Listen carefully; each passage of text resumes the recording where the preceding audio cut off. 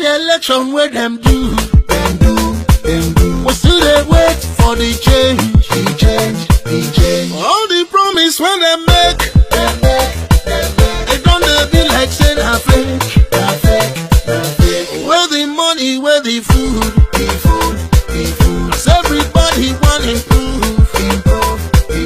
Since you come, no tears and pain. We don't tire to complain. I see the bad way you've been do. You don't tear Nigeria into two. 97% and 5%. You know been talk like president. They rule Nigeria with sentiment. And take your office to revenge. Oh yeah now, Oga Buhari, we dey beg you. Let Nigeria no go scatter for your head, yo. Yes, sir. After the election, where them do.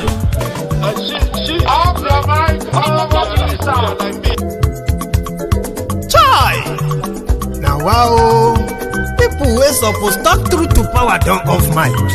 And if we talk, now 500,000 they go summer us, call them hate speech.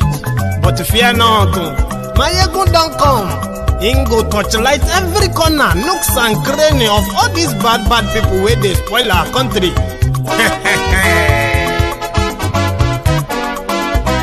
So my people make we loud, Maiyegun don't come, my people make we shout, Maiyegun don't come, Maiyegun don't come, man of the masses, Maiyegun don't come, Maiyegun diary Politico, Maiyegun don't come, this one not the off in mind, Maiyegun don't come, and in the touchlight every corner, Maiyegun don't come. Okay, some people be they holla say they want the power. Chai, them be promise us say we go get light and power. Them hustle sote they can't get the power.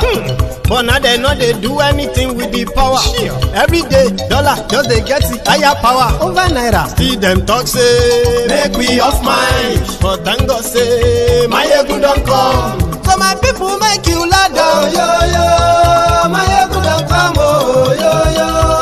my people make we shout, Maiyegun don't come, Maiyegun don't come, man of the masses, Maiyegun don't come, Maiyegun diary Politico, Maiyegun don't come, this one not the off in mind, Maiyegun don't come, person where they do evil, no one make person talk.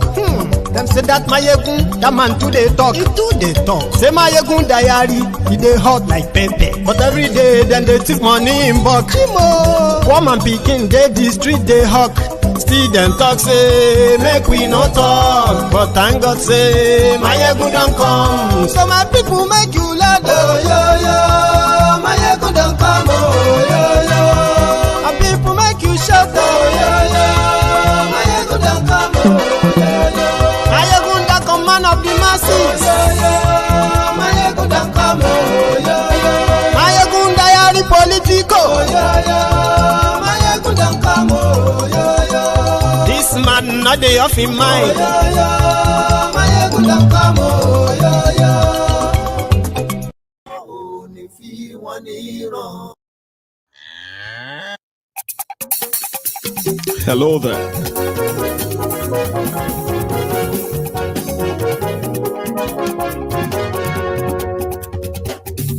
Good evening to you, good morning to you, good afternoon to you from wherever you are watching from. And this is Maiyegun Live. So tonight is going to be the People's Parliament.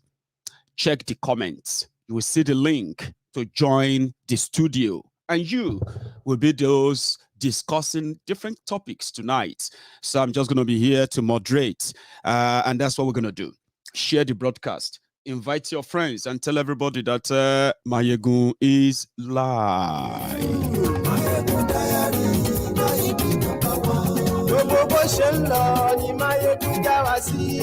Thank you for joining me.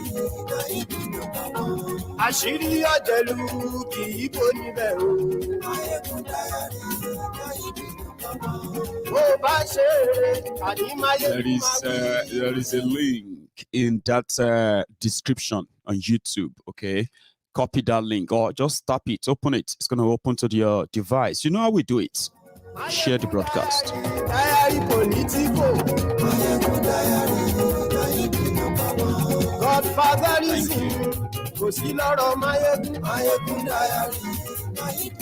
There's something you shouldn't forget as you are joining, right? And that is your own offering. As you are stepping into the temple of truth tonight or this hour or this minute, drop your offering at the door.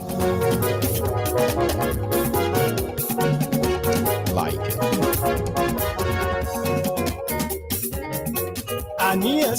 it.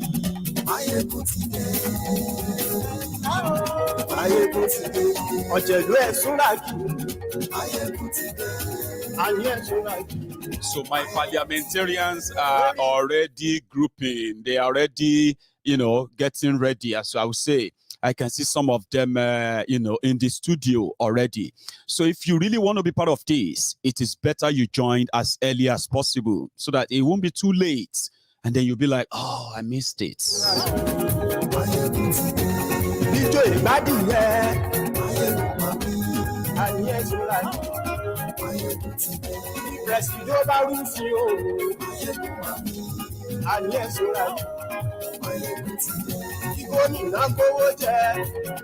I'm going to pin it up there.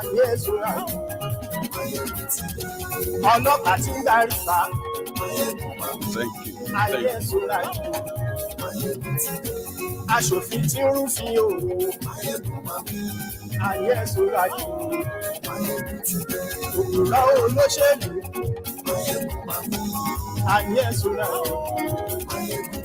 Thank you so much for joining me from wherever you are watching from. And yes, this is Maiyegun Live. Events in Nigeria in the last 1 week are already showing to us, or should I say, pointing towards where this old charade is going to end. Many people now decided that rather than waste your own time, your resources, and your own mental health, why not dedicate that same time into mobilizing ourselves, not just mobilizing ourselves, sensitizing ourselves and supporting ourselves on the crusade, the message that there is something better than Nigeria. There is something greater than what Nigeria is offering or Nigeria would ever offer. This conversation has been an ongoing one, and it's been, all across board. I have here my friends who are my fellow brethren from Yoruba land, all over the world, who are going to be part of this conversation. I have my friends who are Biafrans, who are also going to try and be part of this conversation tonight. Also, I have on this platform the revolutionaries, the take it backers. I'm talking about the Revolution Now members. They are also members of this gathering, the Temple of Truth. Everyone is welcome. The conversation is going to range from everything going on and what you think we should be doing. What have we been doing right that we should continue to do? What is it that we are supposed to be doing, but we are yet to be doing? So all these are all the kind of conversation that comes on in on the People's Parliament. So you can be part of it too. Please don't join us from the bedroom. Don't lie down on your bed when you want to be part of this conversation. Rather, if you think it is worth it, right? Rather, you give us that privacy and respect, including those who are going to be viewing us. Please don't join me if you are in the bedroom right now. So I am going to open the line, let's start bringing people in. So like I said, the only way to be part of this it's not by phoning in. No, don't phone in. You would need to open that link in that comment section. If you have ever been part of the People's Parliament before, you should not find this kind of strange. It is good. The link is going to ask you to connect to the studio via YouTube or Facebook. I bet that most of us have Facebook, our Facebook opened on our different devices. So if you're going to be using your phone or you're going to be using your laptop or desktop with camera, just remember that once you click that link, it is going to ask you to join via YouTube or Facebook. Don't bother, just click on Facebook. It's easier that way. Put up your name, and then you'll be you'll be part of this right from the comfort of your home. So, like I said, I already have some people of some parliamentarians on the line. So we're going to start with them. And the slots for the beginning, for the start is going to be 5 minutes each. So tell us what you want everybody to be part of, to converse on. And I have here my first, a lady, the first parliamentarian. I had about 3 people suddenly who dropped. I don't know what happened to your connections, but I'm just going to start with you, Ma. Good evening. Good evening. Good evening. Good evening, Maiyegun. Thank you for the wonderful work you've been doing. Thank you for joining me tonight. It's my pleasure to join tonight. I will have prepared to speak my language, Yoruba, but I'll be mixing it up. Please, if you can, I will appreciate that. So you open the floor for us tonight, Ma, while other parliamentarians will join us while you speak. So please, Ma, go on. Okay. I'll start for saying it's eating really, really well in Nigeria now. Out of all what you have been discussing, telling us in the Temple of Truth, right. They are saying it now, gradually. But I will appreciate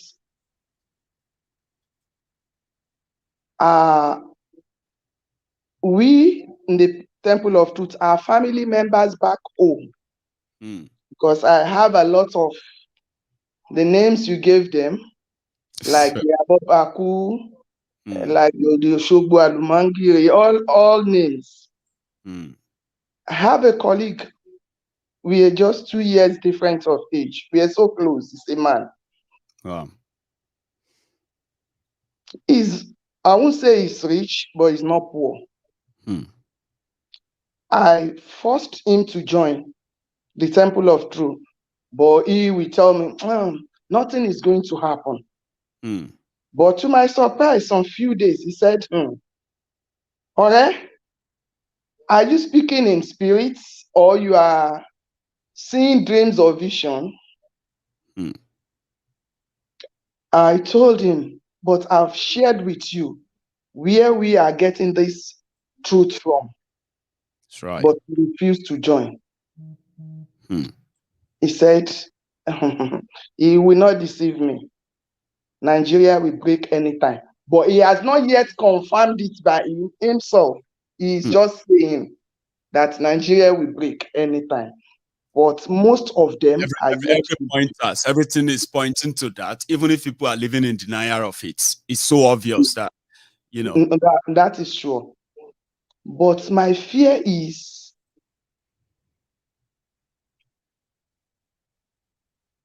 for we the Lagosians. Till today, as we are talking, party are still going on. Because I believe even the worst will start from Lagos. I believe that.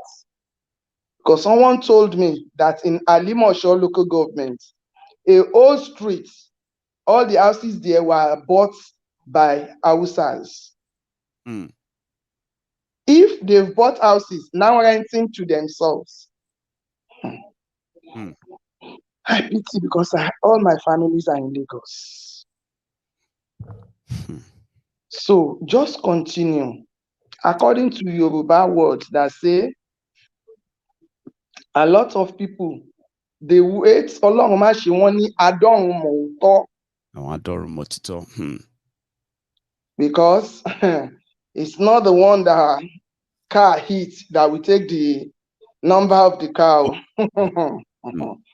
Gradually, everybody, they are eating their breakfast. I said yesterday that Tinubu is not yet eating his breakfast. It's just they are putting to the table for him. They are setting his breakfast. When he will eat the breakfast, we all will see it.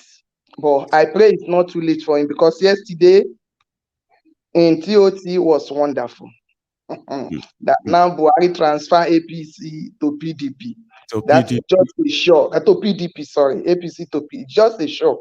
It's not here all the time. So if I still have more time, should I continue on my time? Thank you so much, Ma. I will excuse you for a moment, okay?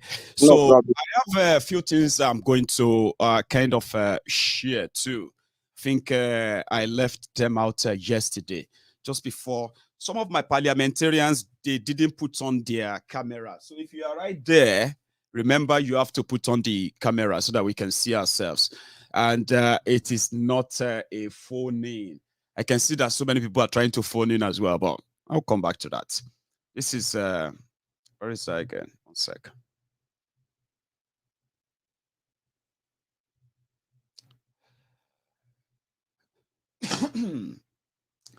Just a moment, oh. So and I think it's this. Then I'll speak afterward. Be the one telling me. You heard him in a channel, boasting that is behind a main man that depends on the breath of God. I pity illiteracy. Say shame. You are boasting to remove another governor. What qualifies you? Just because you are packing money that is public fund, not intellectual material, but just packing money from public funds, and you are boasting about it. Otherwise, whom were you? I became a billionaire at the age of 25. I've worked all my life, and I've asked him to come for public debate. I do not commission 3.4 kilometer road. I commission 35 kilometer roads. I commission twin flyovers running to 1 kilometer. I commission mega projects with little resources. So if he says he has done well and there is Mr. this or that, let him come for public debate with me. Let me know, let's start with our childhood, So this is something I left behind yesterday. And I think I should have even started from there before we get fully into the parliamentarian convo, right?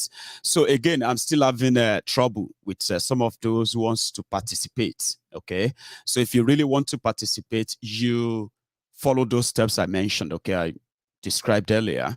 Once you open the link is it's right there in the comment section. Let me see if I can drop it again. Just 1 sec. So that is the link.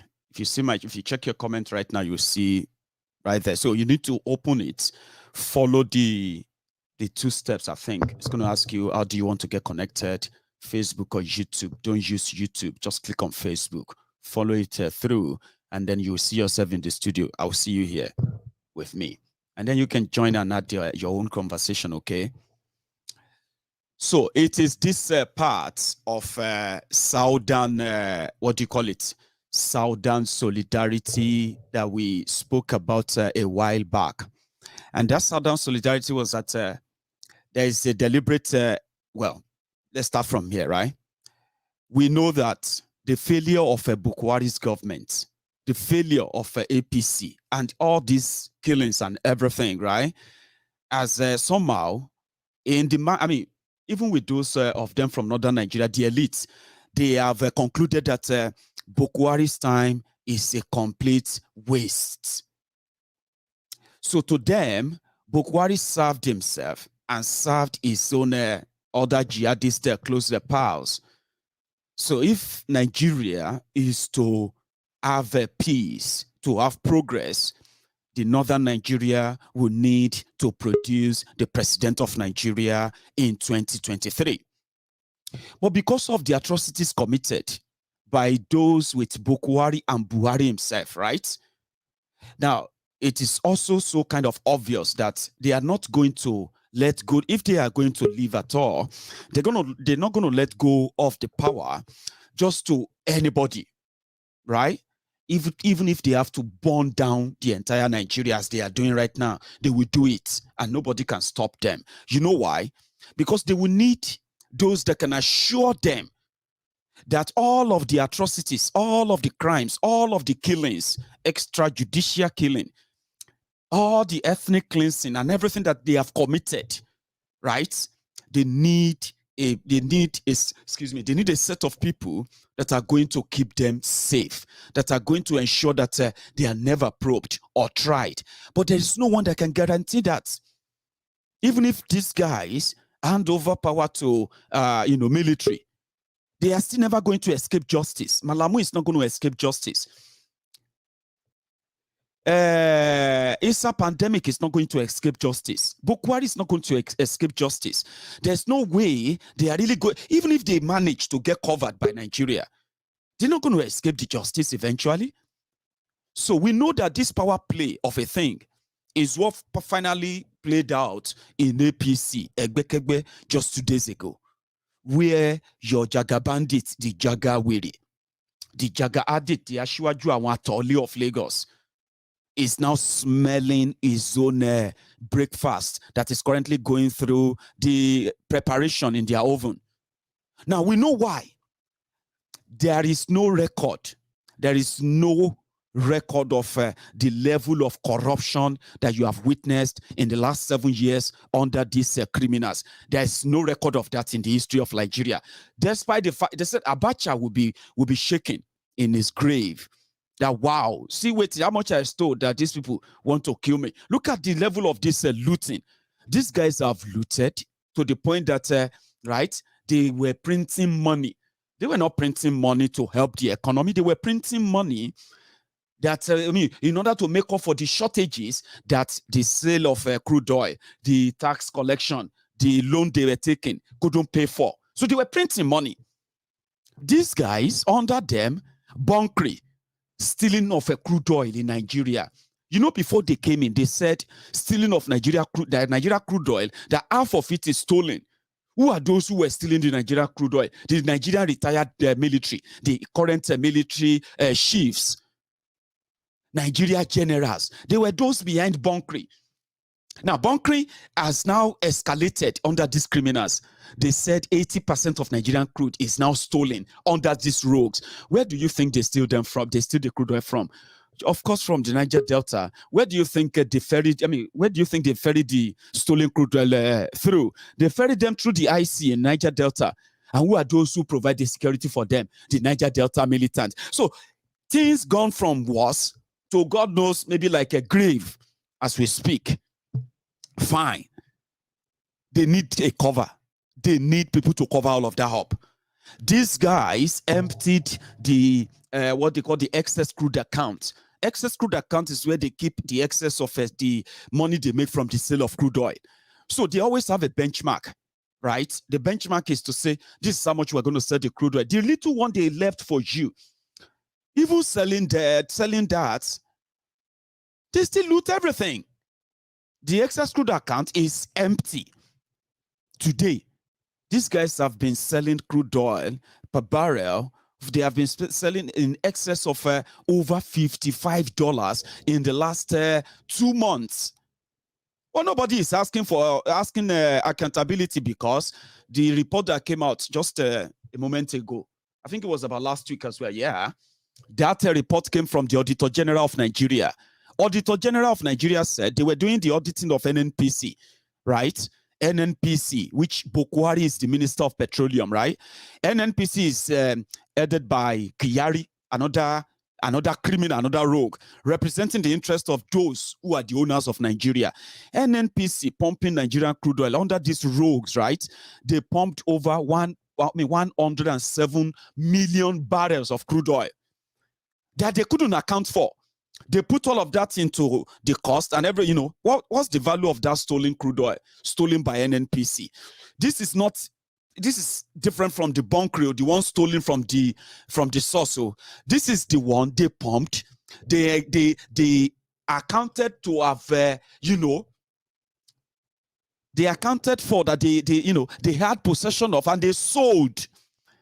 But in the point of transit, sell the crude oil, get the money back, 107 million barrel lost. When they calculated that was about $9 billion. $9 billion. Meanwhile, these rogues are planning to go and borrow. How much are they planning to borrow right now? They are planning to borrow over $20 billion. Yet, in 2019, NNPC, Nigeria Petroleum Corporation, right? They couldn't account for 9 billion. So they need people to cover them up. They don't want to go to jail. So this is the power play. And to get somebody, in order to fix it, you have to fix the process that is going to produce those who are going to maintain that. Now, if you don't see that, now they don't want to lose power. Two, they don't want to lose it just anyhow without a plan. And in all of this plan, right, none of them has anything to do with you as Southerners. No.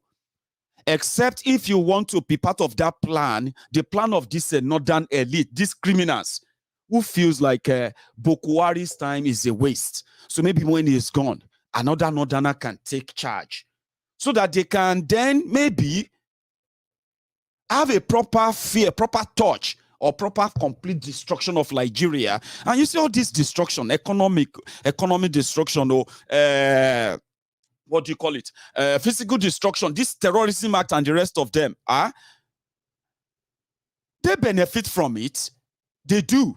They are elites. So that power, if you are from the south, it costs you the blood of your people. It may cost you your blood, but if you survive it, you may get a reward if you are in on it. And if you check the political power play, that is how it is, the playbook, that is how it's been schemed, even in PDP.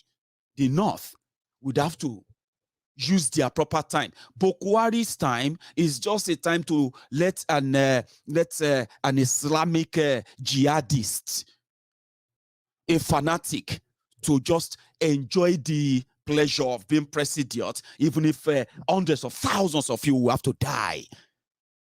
Do you understand that now? So this is not them. Now, their scheme is so straightforward. Bokwari can help them make that easy in a two-way thing. If to say, for those who have been swindled into the APC Egbe change in 2015 as Yoruba people, if they believe the lie that the reason why Tifnumbu took them or took Yoruba name into that occultic arrangement called the APC was for the Yorubas to have access to power through Tifnumbu. Now, if those who bought the lies in 2015, if they have not realized that it is now a mirage, they've been scammed, and Tifnumbu is like a dying horse who is just giving his last kick. Now, APC, Egbe, has now been handed over to the people Tifnumbu claimed to be rescuing Yorubas from if they were allowed to be in power. Now, make it easy on yourself. So, Southern solidarity back then, that we were saying, okay, if they should do something like Southern solidarity, for example, the declaration of illegality of open grazing, the Amotekun movement, every other thing that could have given South the stronger kind of voice in the project Nigeria, and not be or play the second fiddle, which they are ending. I mean, they're going to have to play with the way the whole thing is being schemed there against them now. So if they had listened, if the likes of Tifnumbu had probably taken a cognizant look of that, why the South are going to be defensive when the North comes offensive. That offensive started with APC, Egbe, and that has already put a K-leg, obviously, into your 2023 swagger. But Look at the other part too, the PDP. In their own way, they have already played into the hands of Bokwari, whose only interest is to ensure that whoever is going to take over from them is going to be that person who is going to ensure the continued Fulani hegemony, the supremacy, and then the Fulani occupation, which is the genesis of most of this crack that you are witnessing today. Let's break it up. Let everybody manage their affair. Do your thing. Let's do our thing. We want to defend ourselves. We want to protect our women and our children. We will never succumb and then leave our lands there for these invaders and all of that, right? They are all because of the policy and the polity of Bokwari. These are the ideas that they will need protected. And if you pay attention very well, the political permutation as we speak, as APC prepared to cover their bomb, the PDP are also playing their game because they need power too. Theirs is not intention. Well, maybe theirs is not to come and protect the Fulani hegemony, right? But they would have to eventually protect the interest, because the Fulani hegemony that we are talking about, it has now become somehow the project of the elite of the North. And that is why when Bokwari started the ethnic supremacy, the Fulani ethnic supremacy, or the North supremacy over the rest of Nigeria, or the rest of the ethnic nationalities in Nigeria, the rest of all these northern elites, what did they do? They kept mute. Many of them backed him publicly. And when they realized that Nigeria has cracked, broken, and is about to become history, they decided to say, well, he's not doing it for us. So Atiku is in the picture, and it is for a reason. Tifnumbu's chance in APC, Egbekegbe, is done for. And I'll tell you that as well in a moment. But what did that do? That also positioned in northern Nigeria, the Fulani oligarch, and every of their political rogue and criminals who have indulged the Bokwari and APC Egbekegbe up to this moment. It has now positioned them, right, to use the same thing they use all the time. We are more than you. We don't care about the political party. And that is where they played you in the South. And if you now pay attention to the characters in the South, who some of you probably will feel like, okay, if they say the South should produce the president among these rogues, who do you think would that be? Where you already have names. The one that committed 35 kilometer, and the one that constructed 3.5 kilometer bridge, and the rest of them, they are potential presidential candidate from the South. Umayi, in order to satisfy Bokwari, Umayi decided to kill the people of Ebonyi State, the Biafrans in Ebonyi. He decided to publicly and repeatedly, right, kill them, persecute them, hunt them, in order to make Bokwari feel like he is probably a trustworthy ally from the East. Number one, they said he's performed so well in Ebonyi.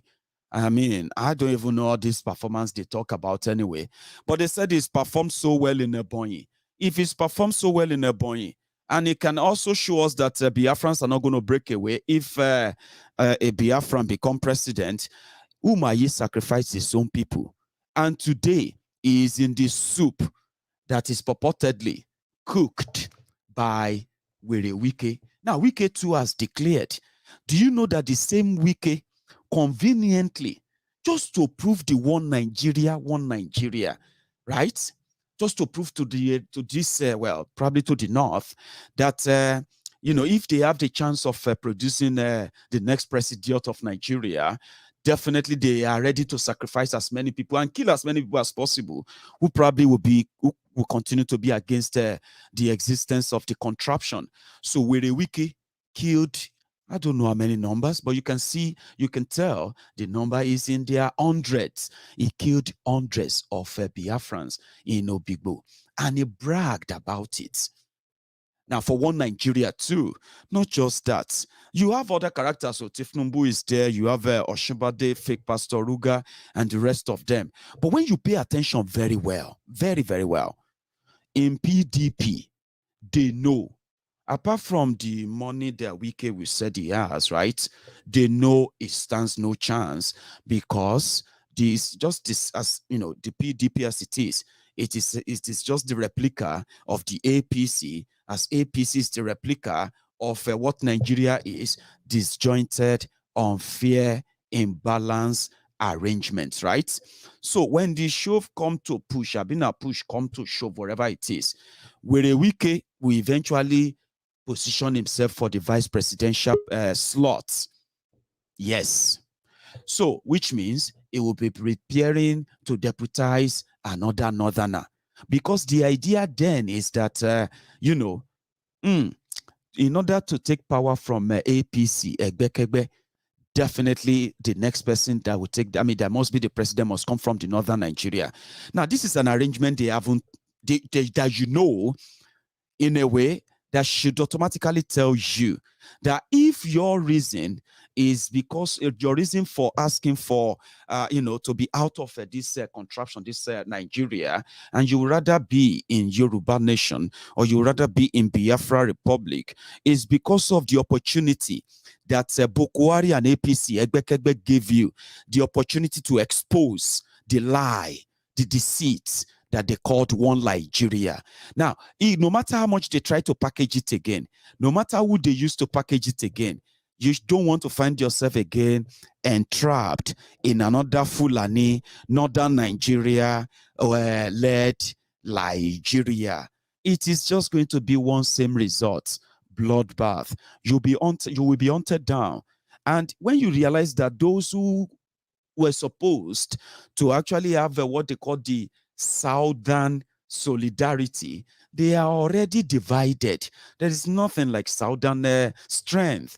And when politicians from Southern Nigeria tells you that Nigeria is worth fighting for, or they want to be president for this or that, tell yourself and pinch yourself that, you know what, it is just these regular lies that they use to draw you into the lies, into the fraudulent arrangement. And before you know it, you'll be joining them to validate it. You'll be getting your voter's card. When it is too late, then the real picture will be shown to you. That's another 4 years of trauma. In a way, when the Fulani terrorists invaded the southern Nigeria, right?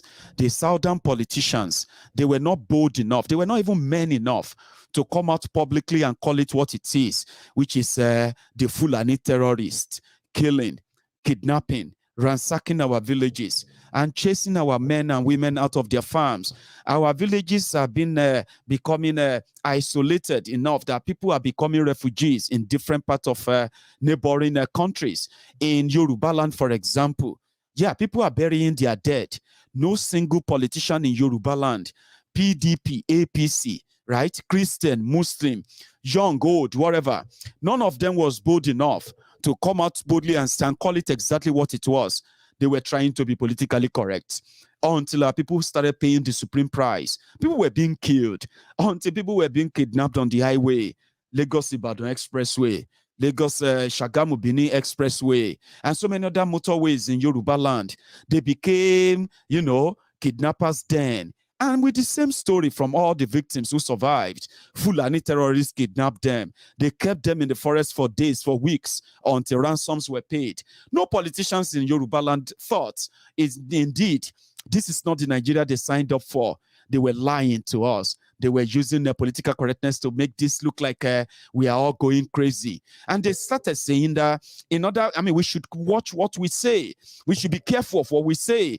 They wanted to gag us. They criminalized our statements, and they were willing to sacrifice us just to prove that Nigeria can remain one, even if we are dying. Now, this is the scenario until now. Now, look at them, PDP, APC.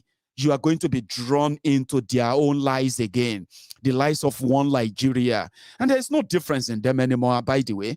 though you have been saying that, we have been saying that again and again, there's no difference between PDP and APC. But is that something that you genuinely believe, or you are going to be believing right now? It doesn't matter whether they are Yorubas or Yorubas, Igbo, Hausa, Fulani, or wherever they come from. You tell me, those who kept mute when those Fulani terrorists were kidnapping us, when they were chasing our men and women out of their farms, when they were raping our grandmothers on their ways to farm and markets, the Yoruba politicians, they kept mute. And then at some point, they decided that they were not going to be mute again. They started what they called Amotekun. That was meant to be a breath of fresh air, a relief or a reprieve for us to say, well, maybe the political class are now responding.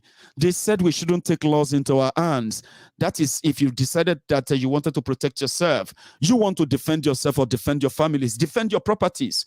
You don't want to die in the hands of these lawless aliens that are protected by just because one of them is in charge of the government of Nigeria. You get what I mean now? You don't want to die, but they said, no, you can't do that. It is a crime to even defend yourself. It was that bad. Then they said they started Amotekun, a supposed state police that should provide security for our locals.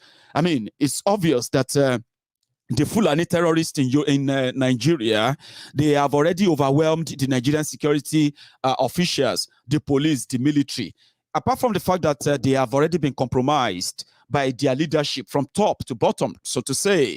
But again, the numbers of the weapons in the hands of these terrorists cannot be compared to the weapons in the hands of the Nigerian security men. Even when they have the weapons, they have already been compromised never to act. So when they started Amotekun, it was meant to be a breath of a fresh air, something like a relief that, okay, now maybe this can chase them away. The political class in Yoruba land, they were never united on this. I mean, protect us.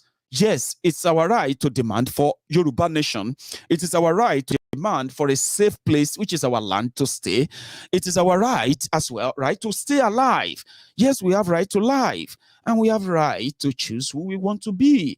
I mean, Nigeria shouldn't take all of that away from us. Even if Nigeria want to take that away from us, the political class in Yoruba land who speak Yoruba, who dress Yoruba, who actually, live Yoruba, who eat Yoruba, who speak like Yorubas, who actually speak Yoruba, so to say, yeah, they failed to speak up for us. Now, when they decided to start the Amotekun, it was pretty, then, there was some show off. There was really some big show about it. Those who were against it, Malamu, Fulani man, Bokwari, Fulani man, and the rest of all those Fulani, Kanuri, and all those ones who are with them because of their benefit from the Nigeria system, they were against it publicly. Tifnumbu was mute. He was quiet. Yes, he was. He couldn't even put his weight behind the security of Yoruba land.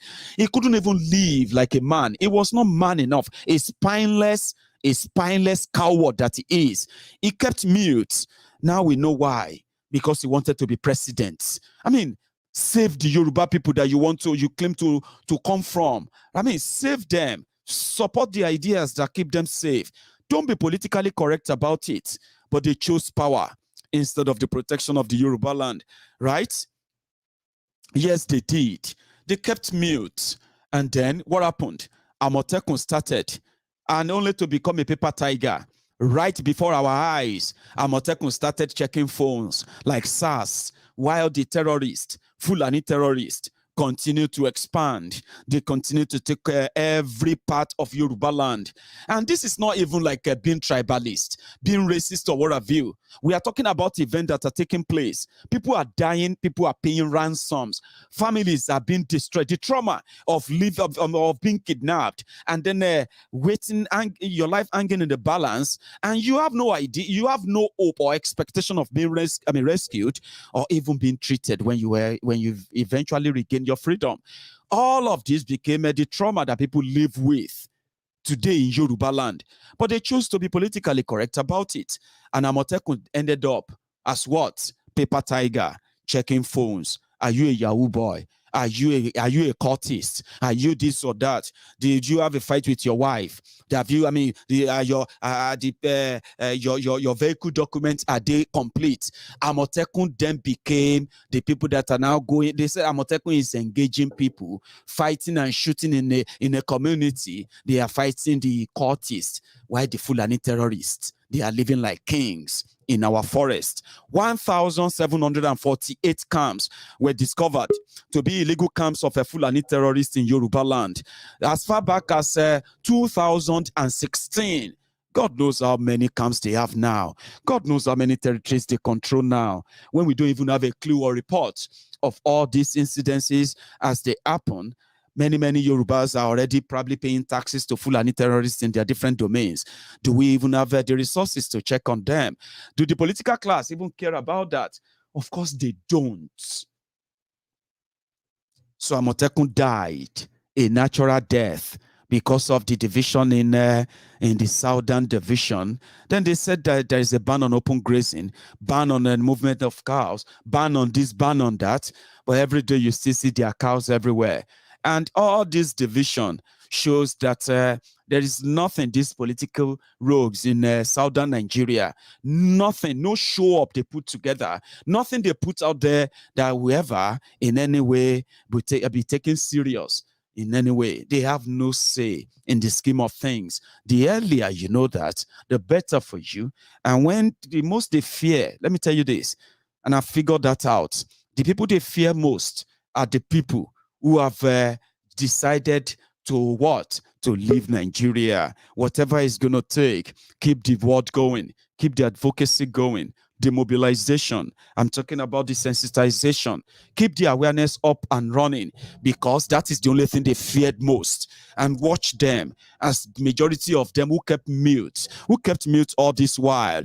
Watch as they will begin to tell you how much they are going to look into you and your grievances, your own disagreements. Oh, Yoruba nation, don't worry, don't go. We're going to look into that. This time around, we're going to look into state police. We're going to look into resource control. We're going to look into self-determination. We're going to look into new constitution. They're going to tell you a lot of things.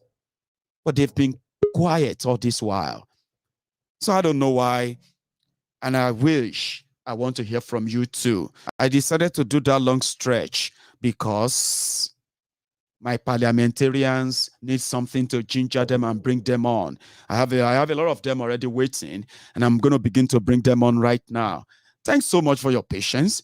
Your camera should be back on your face, please, so that everyone can, you know what I mean? Everyone can know who is who.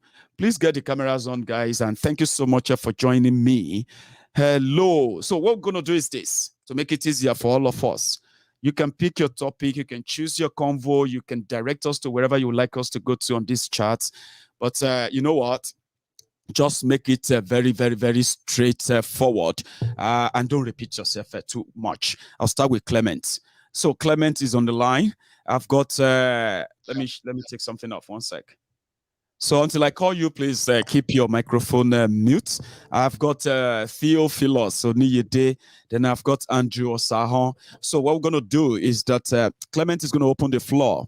After Clement, Theophilus is going to go after that, and then Andrew is going to be after that. Clement, good to see your face. How you doing, Baba? I'm fine, though. Good to know. Good to know, Ben, my brother. Oh, sorry. Just take you off. Sorry. Clement. Yes, sir. How you doing, sir? Good to know, Ben. I'm doing great, Baba. I'm doing great. I'm doing great. Baba, I mean, first of all, I will say greetings to all the parliamentarians, the comrades, our people in the comment section. Like, I mean, lovely greetings to everybody. Thank you so much. The main thing, yes, sir, and to you too as well for your great job. The main thing, you don't not, how do I say, you knocked everything, you know, you just put it on a nutshell, and I'm so happy about that. See, the situation in Nigeria, see this Amotekun you talked about, they were fucking it up, right? Then, afterwards, Baba, before me I come home from Nigeria, I never heard anything like Maiyegun.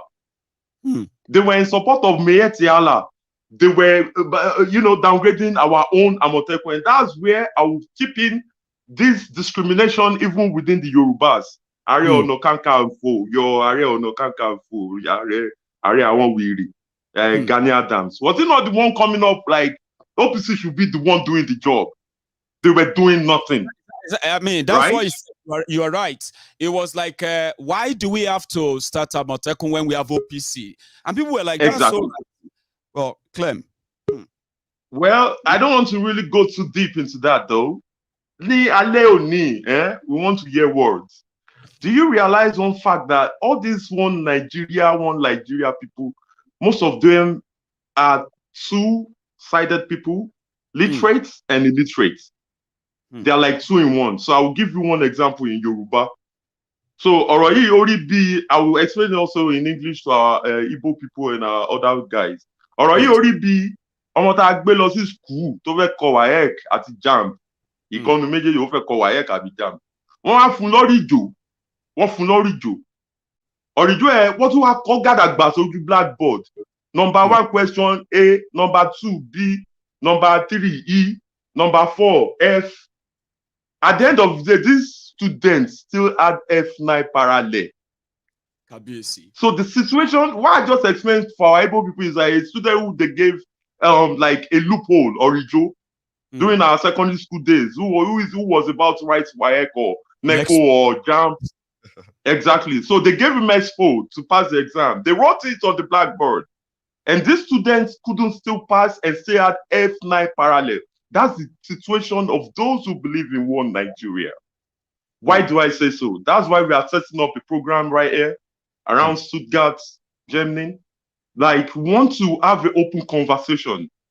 If you are Igbo, if you are Benin, if you are Yoruba, anyone, whoever you are, if you support one Nigeria, we want to sit down and deliberate about it and talk about it. Like, why do you believe in continuation of Nigeria? Give us your points. And we too, I mean, a peaceful open here, this thing, we could be 50, we could be 60. We sit down there. Afterwards, we have drink, we will eat. We want to do this to make them, because the situation at hand is like that example that I just brought of that student who is about to write an exam. The results, not the results, the answers are already written on the blackboard. They couldn't still pass. And now we want to help them, in this case, by standing beside that student and showing him, see, that number 1 is A. Look at the blackboard. They wrote A in front. The number 4 is E. They wrote E in front. We want to make them realize the fact, the reasons why one Nigeria can never work. It can't. The system is too much. Claiming is a victim. People need to know. Exactly. So now the situation at hand is I want to organize this. We will sit and let them know we are living in Germany. What are the reasons why people all around the world will always respect made in Germany? Why will everybody want to buy Mercedes, prefer it to Toyota, but buy Porsche, luxury cars, Opel, Volkswagens, made in Germany? That's just in the auto industry. There are a lot of industries out here, right? So now, tell me one industry you have in Nigeria. That's just a expo for them in case they are listening right now. Some of them do listen to Maiyegun. They do. In case they won't comment because they know they will get attacked. So now, we want to tell them, like, tell me one industry which is functioning in Nigeria. Don't tell me Davido or music industry or Nollywood, though, please, because that's a bullshit industry. That's a bullshit. Don't tell me because one Oyibo girl is out there singing Davido word for word, that makes you the populace of Nigeria enjoying the basic amenities, right? We don't have any goddamn shit. Nothing, Baba. You understand? So now we want to deliberate on this. And I believe people around the world who are watching this should also try to cultivate this. Not be fights matter. No. We just want to make them understand. See, that question number 1 is written on the board. Is A. Just write it in front of me. Let me see you writing it. We want to correct them and make them realize the fact, like, it's not possible for this thing to work. There is one-sidedness. Want to do not what she want to fuck wow up, man. No, man. So it's only the blind who won't see this. Someone who's not thinking outside of the box wouldn't realize this. With everyday sad news that you are listening to, with every discrimination that you can see, nepotism and everything, and you still stand there and believe in one Nigeria, you must be a fool, man. So now, Baba, I went this by applying to our people to please sign that petition and please believe and trust in no fear anymore. That's the problem of we Yorubas, we fear a lot. Prophet Fela said our fear too much. We are not scared anymore. Our eyes don't open. We are not sleeping anymore, Baba. Thank you. I greet all parliamentarians. Let's do it. Nice one, man. Thank you so much for that brilliant submission, Clem. So I'm going to go to Theophilus Oniyi. It's your turn. Let me unmute this and hang on. Where are we? One sec. Right. So we can hear you now. Can you hear us? Yes, loud and clear, Maiyegun. Fantastic. How are you tonight, sir? I'm fine, thank you. I really want to thank you once again. God bless you. In fact, the love that I have for this platform is unquantifiable. I can see that you actually have to pack. As I'm at work.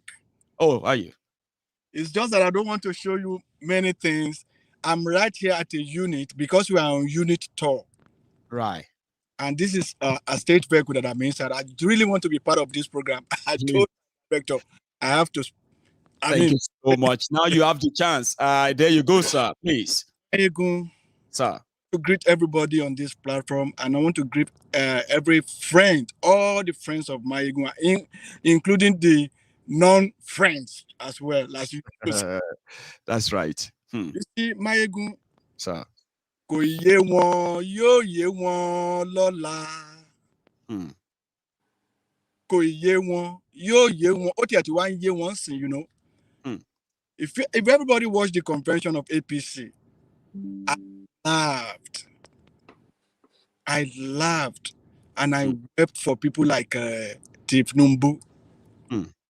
Because let me tell you, most of them are coming back.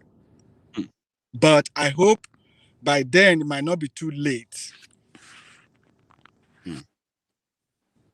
Look at what happened at Kaduna International Airport.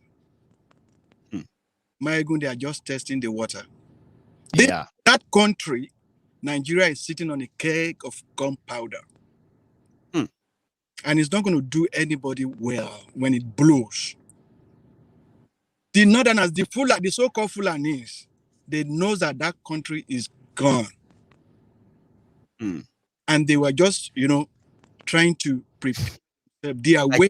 Time. Sir, there was a time people said the level at which they are borrowing and stealing that same money is pretty much like they know something we don't know, that maybe they have an idea that maybe if Nigeria is going to break, they would have taken almost whatever they can get. What they can get. In the situation we are, and Buhari is giving out $1 million to Afghanistan. What does that tell you? Wow. They are constructing railway to Maradi. What does that tell you? They are laying pipes to Maradi. What does that tell you? Maiyegun, that country, and they know what they are doing. Look at that guy. I forgot his name. The guy that was crying when he was withdrawing his. Oh, what's that guy's name again? Though. Name. What's his name? They are not really that. He was crying. I mean, look at what they are doing to him. They told him that there are two cases. Two cases. Two cases. We heard that. Homicide, one of them, homicide. No, okay, so you need to step down. And he had to. He started crying. No, he doesn't want, but he has to. He just had to. If not, he will rot in jail. Look at what they did. I saw that man that his 2 hands was caught.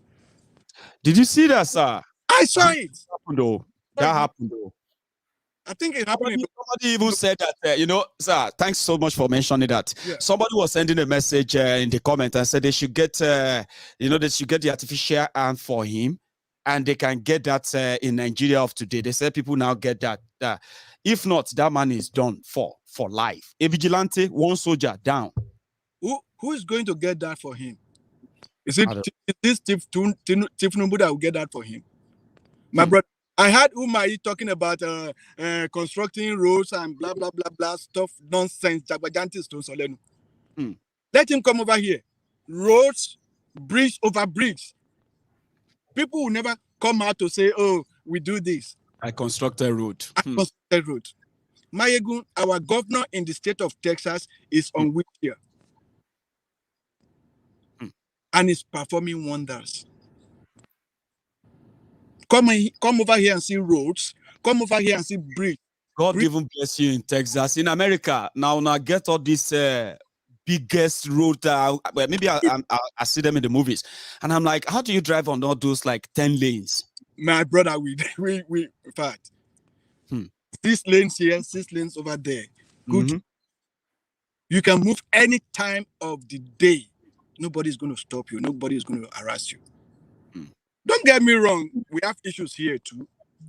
That's America has their own, bad side. Things are working here. Things are working. That country is sitting on a keg of gunpowder and it's going to blow.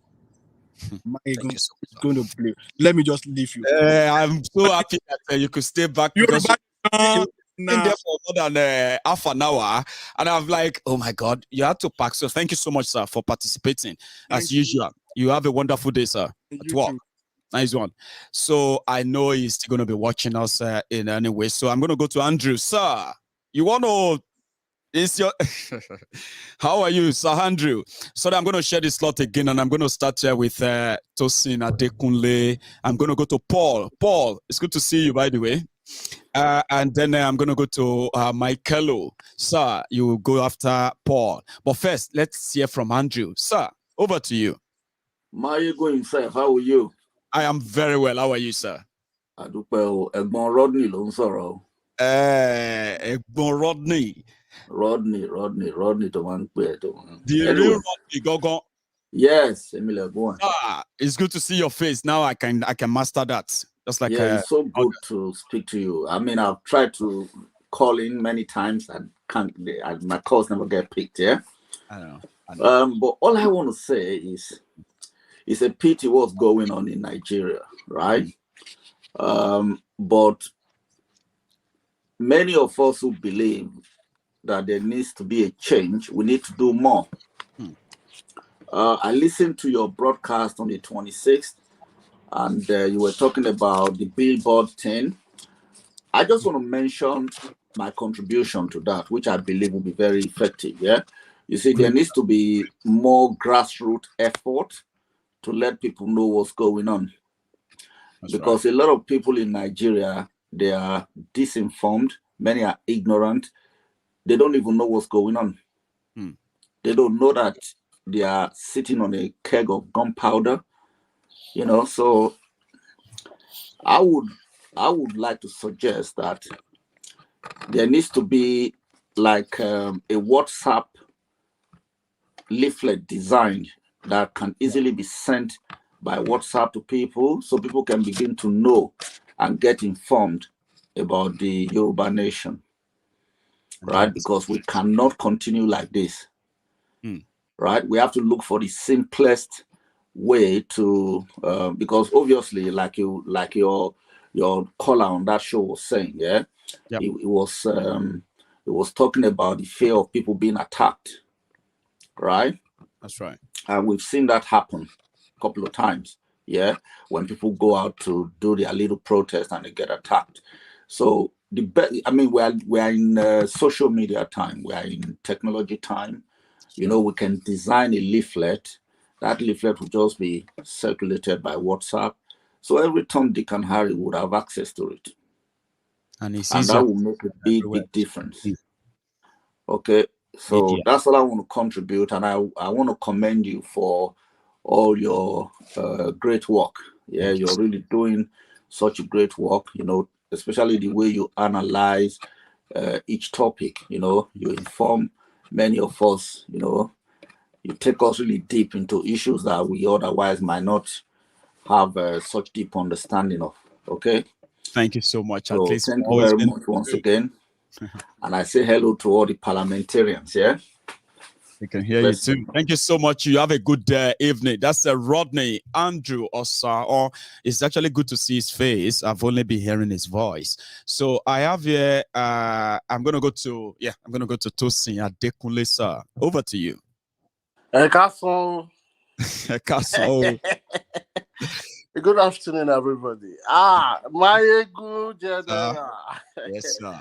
You know, when I was young, I used to dream that I'll be doing what you are doing now, but I guess man is no, you are because no, that's wait, what you're doing right wait. now. You know, I can class sometimes they say correspondence. Go on. They say sometimes you like football, but if you don't have the skills, just be a football fan. And you can be you don't have to play it professionally. So I really see myself through you a lot of times. And the reason why I say this is because there was a day I was driving.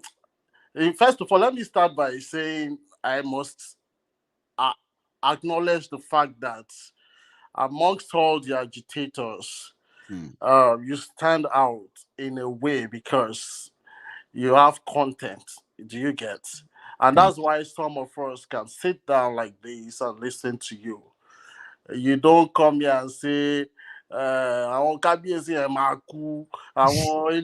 those months. You know, when you don't have content, you just resort to abuses. Because abuses, when you want to win a war, I'm not talking of winning a battle, because what we have at hand is a war. It's a war. And the people we are fighting with have a script that is older than all of us sitting here. This is like a scroll. They're just opening it chapter by chapter, and they're executing their script to the letter. That's right. And you know what? They are very organized. And I mean, I laugh. See, I laugh when people think all these leaders, they are stupid. All these leaders don't have sense. You have no idea. No sense. You know, that's why I realized that the people we are abusing, we need everybody on board. Our job, our responsibility is to win them over. That's right. And what you're doing is enlightenment, education. You are illuminating people's mind. And they are some of them are beginning to see that, Ottomani. But imagine you start by Nigeria.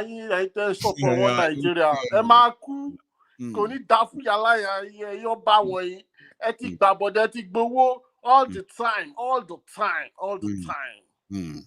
We can't be on the same page at the same time. No. Some of us see the light before others, but when you are first to see the light, your job is to show others the light. Exactly. And that's what I believe we are doing, right? I believe too. I mean, they're doing it right. And if you look at the caliber of people that sit down to watch Maiyegun, let's be honest, you can tell that these are the people that ordinarily you would never expect them to sit down and be watching YouTube. Nah, come on. Seriously. That means we are doing it right. Yeah. So, Maiyegun, I want to commend you for that. Thanks, Baba. Then I want to just say one or two things before I yield my mic. I want us to understand as Southerners that, like I said, the people we are contending against, because yes, the first enemy is within our own people that have not seen the light.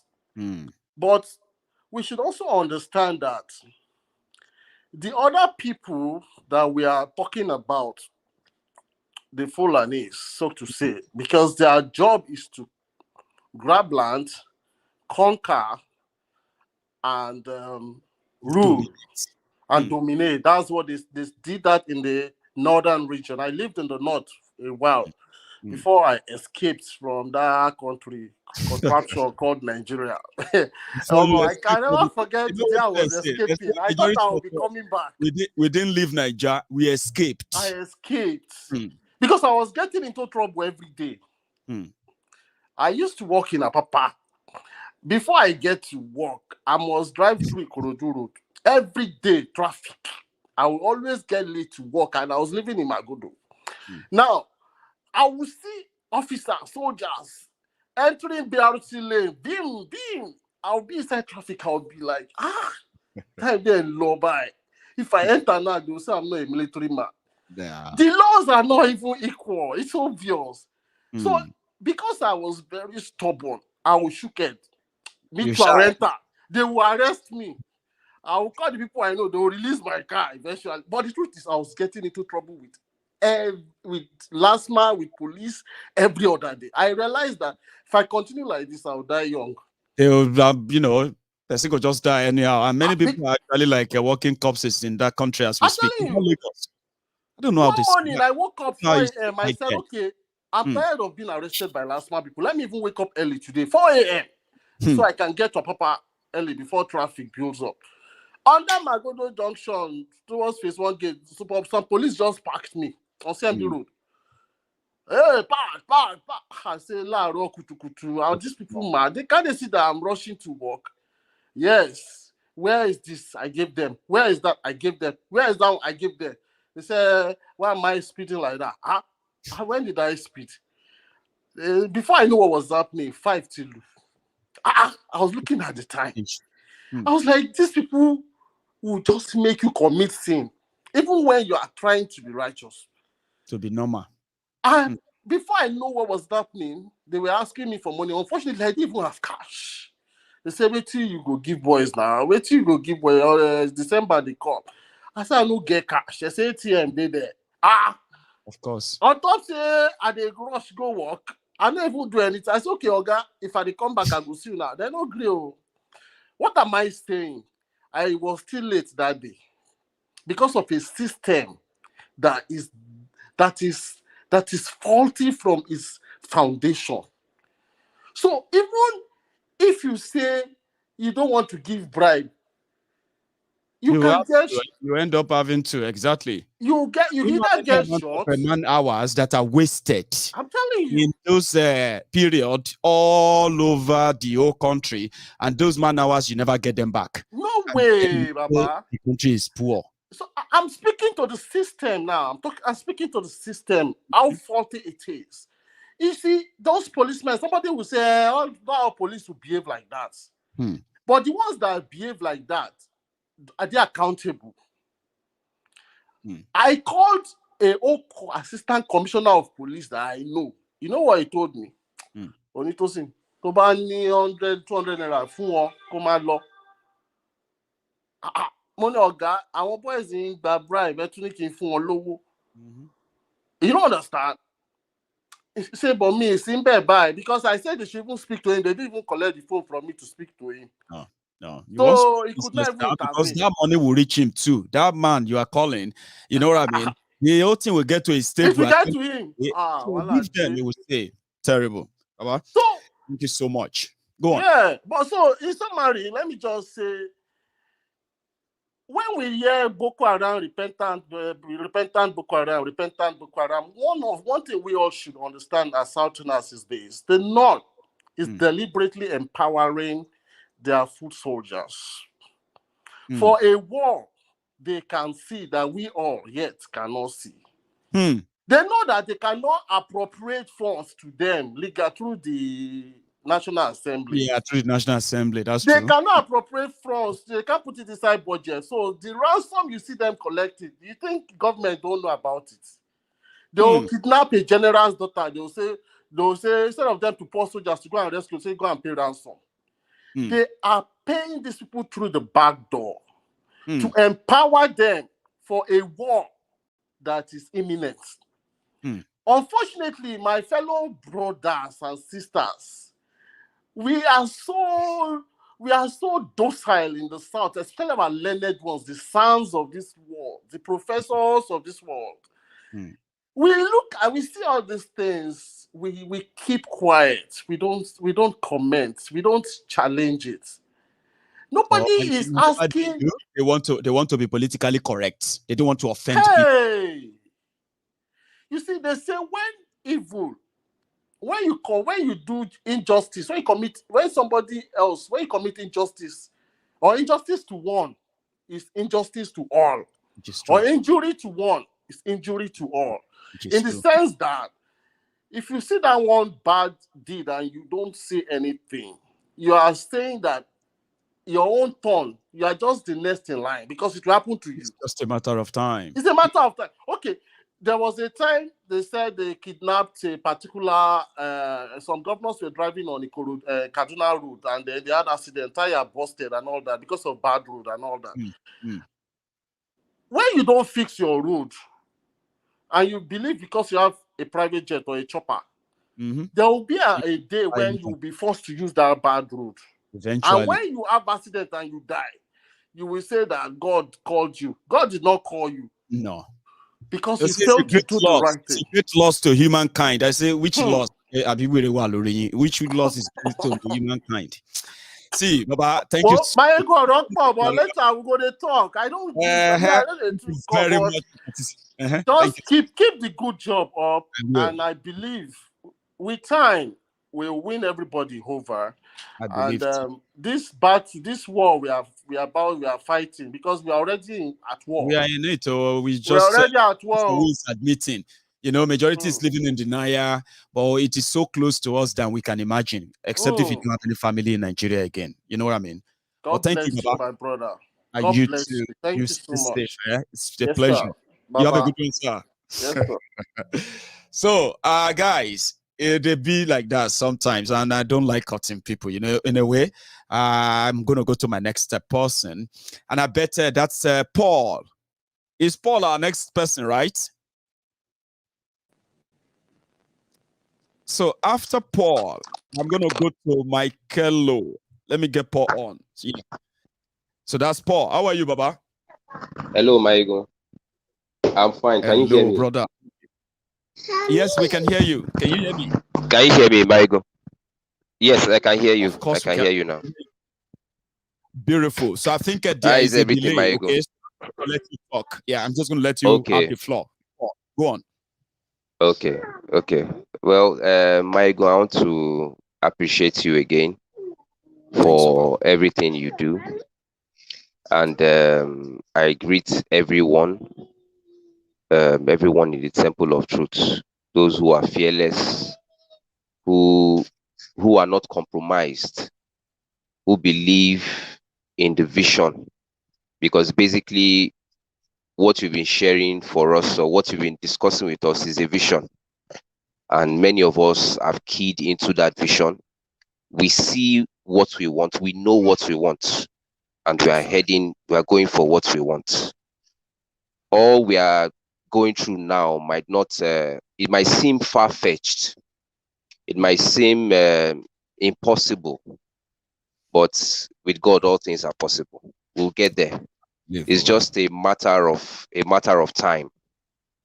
We on the way would have some sacrifices we have to make, some fights we have to fight, family members we have to disappoint, loved ones we have to disappoint. But you see, in disappointing them, you are also showing them love. Because if you do not do the things we are doing right now, Maiyegun, trust me, we are virtually wiping out an entire race. What you are doing now might seem like a small thing to you, but in a way it is massive. I've mentioned on your show before that in August my daughter will be 3 years old, Maiyegun. So I myself, I'm already envisioning what I want to live in, the kind of country I want my daughter to live in. So even if I'm gone, I know I did something, I left something, I fought for something for her. You know, we grew up. Let me make it clear to everyone on this platform, or everyone listening to me. You see, everyone fighting for Yoruba nation now, Maiyegun. We've all been there. We had passion for Nigeria. When I say passion, I mean mad passion. We wanted Nigeria to grow. You know, we wanted a Nigeria of our dreams, but we were let down. We were let down in a very bad way. I've repeated that on MaiyegunsDiary Politico before, that if you check those people who are now saying, let's have a conversation around referendum, let's have a conversation around the new constitution, let us have Yoruba nation and the rest of majority of them, they were pro-Nigeria, one Nigeria, as recent seriously. Mm-hmm. Seriously, Maiyegun, as in seriously, you have no idea some of the things that some of us have done because we want to fight for Nigeria, because we want to prove to others or want to prove to other people from other countries that Nigeria is good, Nigerians are good. You simply have no idea. So you see, whatever you feel, or whoever is listening to us and they feel, oh, we don't know what we are doing, or we are lost, we are confused, my brother, my sister, you simply don't understand. Something snapped in all of us, Maiyegun. Something snapped in us. We got tired. We got fed up. We've gotten to that precipice. And just like my big brother from Texas said, Theophilus, he said, Nigeria is already sitting. Nigeria is just like a keg of gunpowder. Nigeria is a country sitting on a keg of gunpowder, and it would explode anytime soon. Anytime soon. You can see the drama during the APC convention, Maiyegun. You can see all the drama that played out. It is also a pointer to us that, look, our guys, one man or our gbenyini, our lo matuka funra won, ni ṣiṣẹ́ kankan ṣe. Mo sọ lẹ́ni, ní that we won't do much, Maiyegun. Àwọn fúnra wọn ló máa pín ìlú yẹn fúnra wọn pé ẹ wo, ẹ jẹ́ kí everybody lọ di ilé ẹ̀mú. Nǹkan tó máa ṣẹlẹ̀ nìyẹn. You see, you can see the religious leaders now. All of a sudden, the religious leaders are quiet. But have you not heard that there's they said virtually silence? Political branch.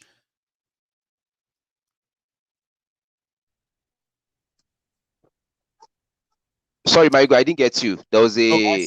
Did you not read the time that Tinubu advised them that the Muslims, the Christians, they should all open political branch now and participate in 2023? When did they not open political branches, Maiyegun? Religion in Nigeria has always been part of politics now. Just like the great Majek Fashek sang, religion is politics. Politics is religion. You can't separate. They are like two entities that cannot be separated, Maiyegun. In Nigeria, they cannot be separated. They are one and the same, whether you believe it or not. They are one and the same. The political leaders work for the religious leaders. The religious leaders work for the political leaders. They work hand in hand. Many of us today that speak in Maiyegun, we found our way because we are now living or feeling this how it is to live under a system that works. It gets to a point where your religion will not have that hold on you. Some of us are speaking to you, Maiyegun. Many of us are Christians. Many of us are Muslims. But why are we different? Why are we seeing what they can't see? We are abroad, but a long time abroad, no long in Nigeria. I believe. But like you always say, Maiyegun, I will use your words for you. There is a Nigerian God. No, that's the one that punishes people. Okay. Yes. That's the one that will punish you. That's Nigerian God. Exactly, Maiyegun. There is a Nigerian God. So we need to really understand that fact that we just have to, just like my big brother that Rodney that spoke earlier. We just have to keep communicating to them, whatever it takes. If it's the leaflet he was talking about on WhatsApp, we do it. Try to communicate. There's so much. I know there's so much going on in the background that you haven't even shared with us. But I know that. So normally, yes, when one of my parliamentarians said that I'm always having content and all of that, the reason is that some things you wait for them to mature. You don't jump gun. Exactly. Yeah. You can easily just readjust and redo it again until it happens. Tell people. True. But you are right. A lot is going on behind the scene. We just a lot is going on behind the scene. So, Maiyegun, I just want to encourage you, please, just keep up the good work.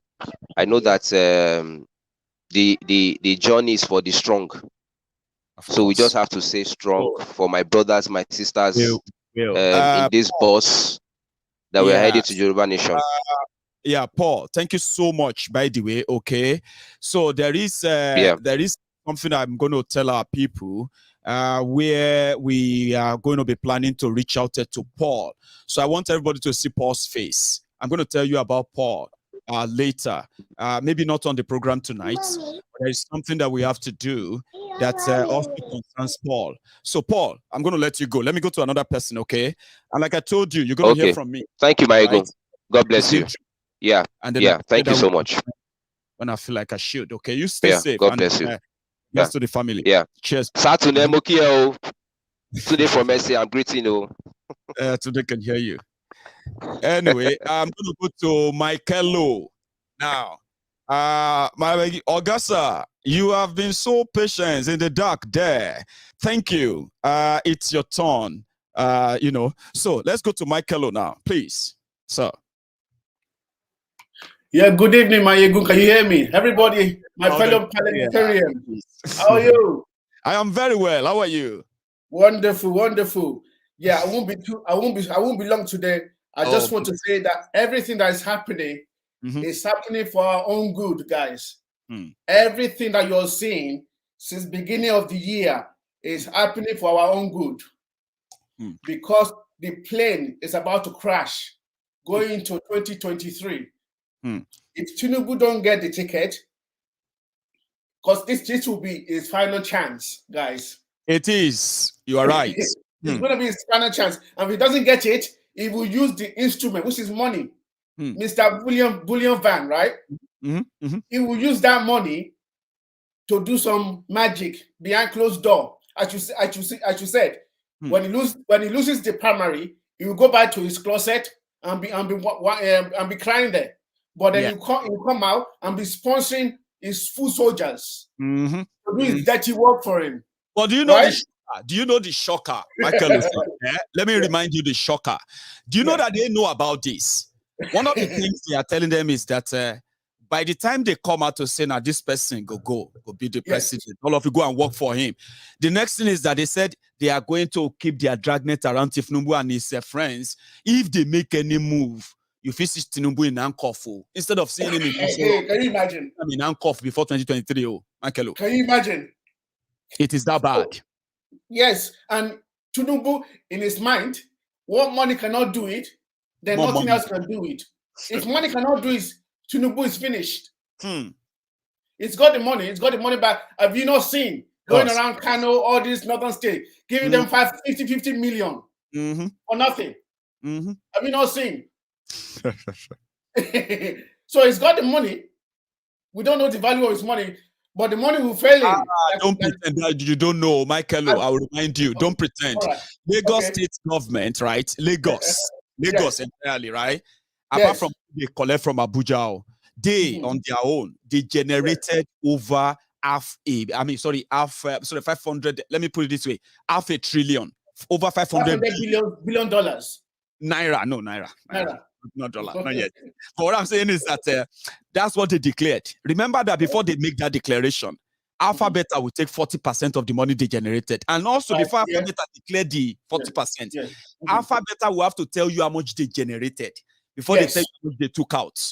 And before they tell you how much they gave to Lagos.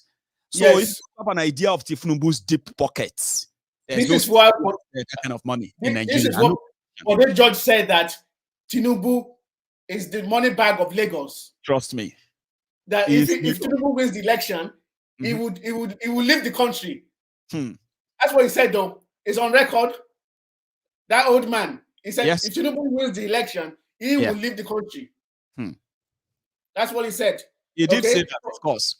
Yes. So everything that is happening. He also said, because he's seen Tinubu up close, first hand, what's in power in Lagos. They are the same. So everything that is happening, Maiyegun, is happening for our own actualization of our own dream, the manifestation of our dream of Yoruba nation and Biafra land. Biafra. So the train will wreck, okay? The train will wreck soon. going into 2023. Okay. You also believe that if there's nothing that Buhari and APC are doing right, the job of dividing Nigeria without anybody shooting a gun is the best job that Buhari and APC are doing. Do you believe that too? That they are doing absolutely. It's glaring. Everybody can see it. Everybody can see it. It's glaring. It's very clear to see. Only a foolish person cannot see what's happening at the moment. So everything that is happening for our own good. That's the title of my topic. That's the topic, the title of my own conversation today. It's happening for our own good. We will see it. We are almost there. The promised land. We are there, guys. Gone are the days, Michael. Gone are the days, right? That look at what they are doing in eastern Nigeria right now in Biafra land, okay? If it is not because it is the hand of the government of Nigeria, a leader of a country who wants a united country, right, will be at the forefront of bringing peace and then calling for, a good leader. Why are we having this trouble in the eastern Nigeria? Let us settle it. I want to keep a country together. But every time they mention it to Buhari, it's always like, no, he wants to wipe them out of the circle. They are dots. That's not a leader that that keeps everyone together. So he's doing a great job dividing Nigeria. You agree? I do recall in 2015, everybody was saying Buhari is our savior. Clap for him. Hey, Buhari, say Baba. Look what's happening now. Say Baba. Everybody. So he said, can you imagine if we had not voted for Buhari?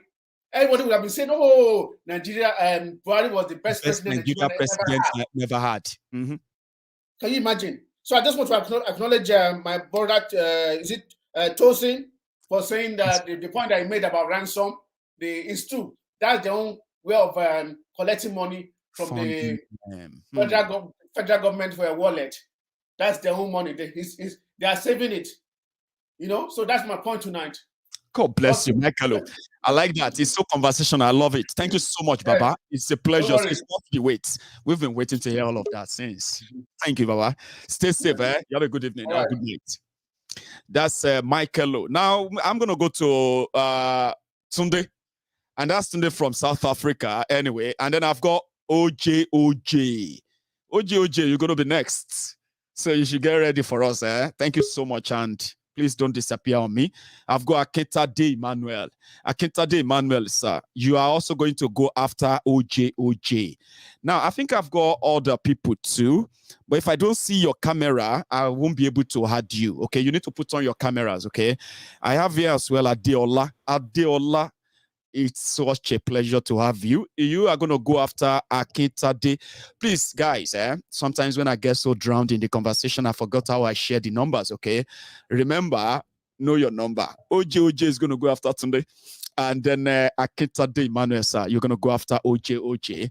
Then just like that, Adeola, that will be you until I get another guest added. Tunde, over to you, sir. I'm going to unmute you. Don't worry. I'll do it. Okay. Go on. Yeah. Hello, comrades. Yeah, good evening, comrades. Hello, how are you? Yeah. Very well. Tunde, I don't know what happened to your audio. It's acting up, but we are with you right now. Please, go on. Can you hear me? Yes, I can hear you. Yeah. Good evening, comrades. Actually, I don't have much to say though, but the only thing I just have to say to those who are still supporting One Nigeria is that they should.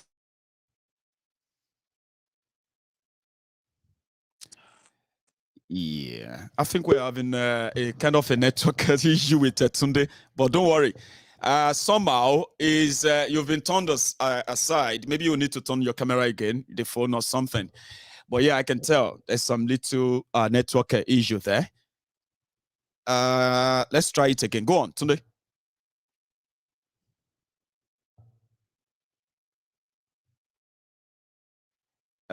You are muted. Say something into it. Yeah, okay. You know what I'm going to do, Tunde? Your slot is going to go to OJ. So you're going to fix that. And then when it comes back, it's going to take the slot of OJ. OJ, Baba. Now I'm going to have you take the shot, sir. Hello, good evening, Maiyegun. Can you hear me?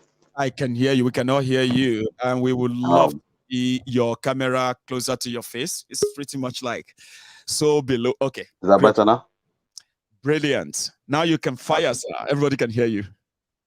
This is OJ from South London. Class, Baba. What I want to say is I've been watching you for many months. Ranka Dede, Maiyegun. Sanu, yawa. Sanu. Yeah. Amarya na gan yaron ka wata rana da nan kai da yaron ka kuna a waje. I'm just saying I saw you and your son outside, just having a good sunshine. Yeah. Go on. Basically, with the idea no. So and I'm missing. I'm in that enemy, so if you want nice one, Baba. You go have to you go need to speak that. Yeah, you're gonna need to speak that now for a while. But I'm gonna let you have it. You know, it's your session though. Now before you yield the mic, you have more than 5 minutes to address us. So over to you. Okay.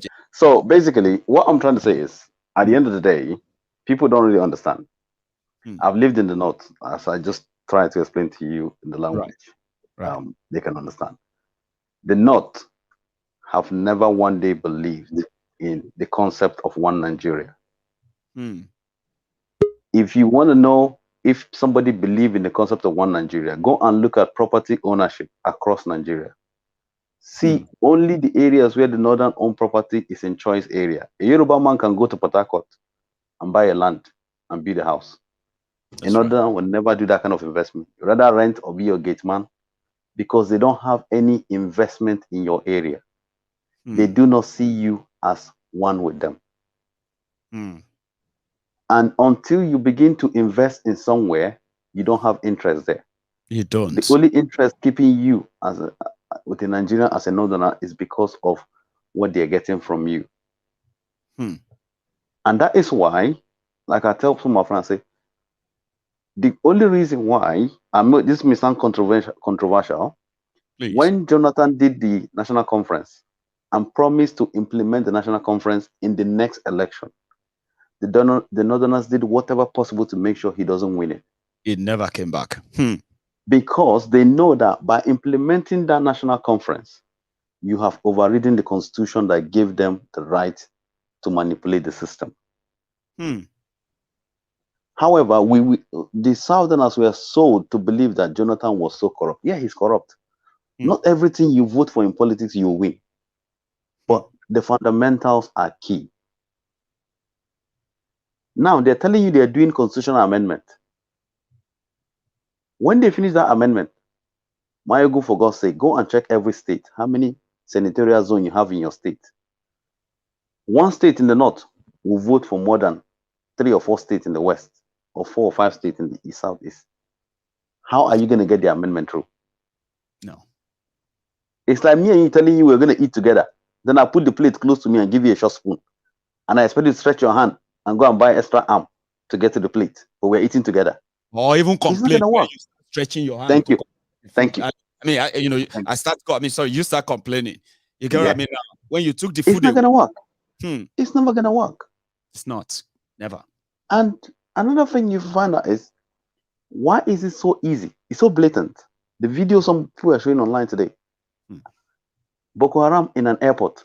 An airport is supposed to be one of the secure zones in the whole area in the world. And the idea, why are they not sending armies there? Why are they not sending even mobile police? I thought the Northerners said they wanted SARS in North. How many SARS have they sent to the North? Let them give us report. They will not send them there. And I'm happy for what you're doing. You should start expanding your platform, because in the next 6 to 7 months, the volume of people you're going to see now, you see people crying at APC, they're going to cry in PDP very soon. Just watch. When they finish crying in both of them, they will come back looking for you. That's when the design for your website will free. They'll tell you, no, in short, we've tried, it didn't work. We'll pay. They'll be paying you to be now on your platform to talk. You see this thing we're doing for free now. They will be paying you.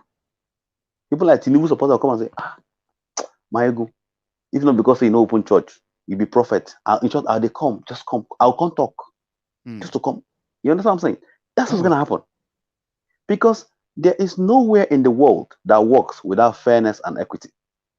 We that live in the Western world, is not because we like it here. It's fair. No. If I have a problem here in London, I can easily go to court. I can get my case sorted. Absolutely. I can go to a bank and come outside. I don't need to ask who is the color of the person on the other side of the till. But you can't get that anywhere else in Nigeria. Look at what the other guy was saying. Not even come on to go to work in Yoruba land, and you'll be like, in Yoruba land, don't I have any kind of privileges? How can I walk into anywhere in Yoruba land where I'm supposed to at least be shown that you are still in Yoruba land? Everywhere is hostile, and all thanks to Nigeria. It's not even hostile. And they brought this idea of bastardizing the education. Before, in the 80s and 90s, in the 80s and early 80s and late 80s, when we were in the north, the education system was what it is now in the whole of Nigeria. They brought that system all over Nigeria. They deliberately messed up the education system in the north so that the people at the bottom don't go to school. They don't. But unfortunately, the leaders in the south copy the same methodology, thinking that they can manipulate us. But they forget that we send our brothers and sisters to education on our own pocket, not through the government system. That system only worked in the north because everybody depended on the state for education. In Yoruba land, somebody will pay, family will gather money and say, you know what? They will send you abroad if they have to send you abroad. Education. Now you get sense pass for our family. Oh yeah, go. You get first class. They go. When you go finish, come back country in the remaining ones. Another person too. If you make them, you go pay for the other school fees. Thank you. Because you have to do this and that. And that's why how why the Igbo people have their own way of training. When you finish, you train the next person, you set him free. Man, in the north, they don't have that. So good. So when they try to go to school or your brain not to carry school, there's also another system, especially that of the Igbo system, whereby you get trained in a trade, and when you are when it's time for you to graduate, they set you up for life, and that is you will go back and do the same, and it's like that, and we build system, independent system, not dependent. The thing is that the Awolowas of the olden days brought education, and the Yorubas took it the same way we just explained it now. Why the Igbos didn't have that, but they managed to have a way of trade to survive after the war. So people say, oh, Igbos like money. No, it's because during the war they didn't have the money, so they invested in themselves to multiply it quicker, instead of one person pointing a finger at one person. But the Northerners just believe the state belongs to them. Let's not go all through the north, to be honest with you, because there's Kanuris, there are Katav, there are Kajay, there are so many other people that are met there. But the core north that rules the north do not want the real Hausa people to understand that there is value in education.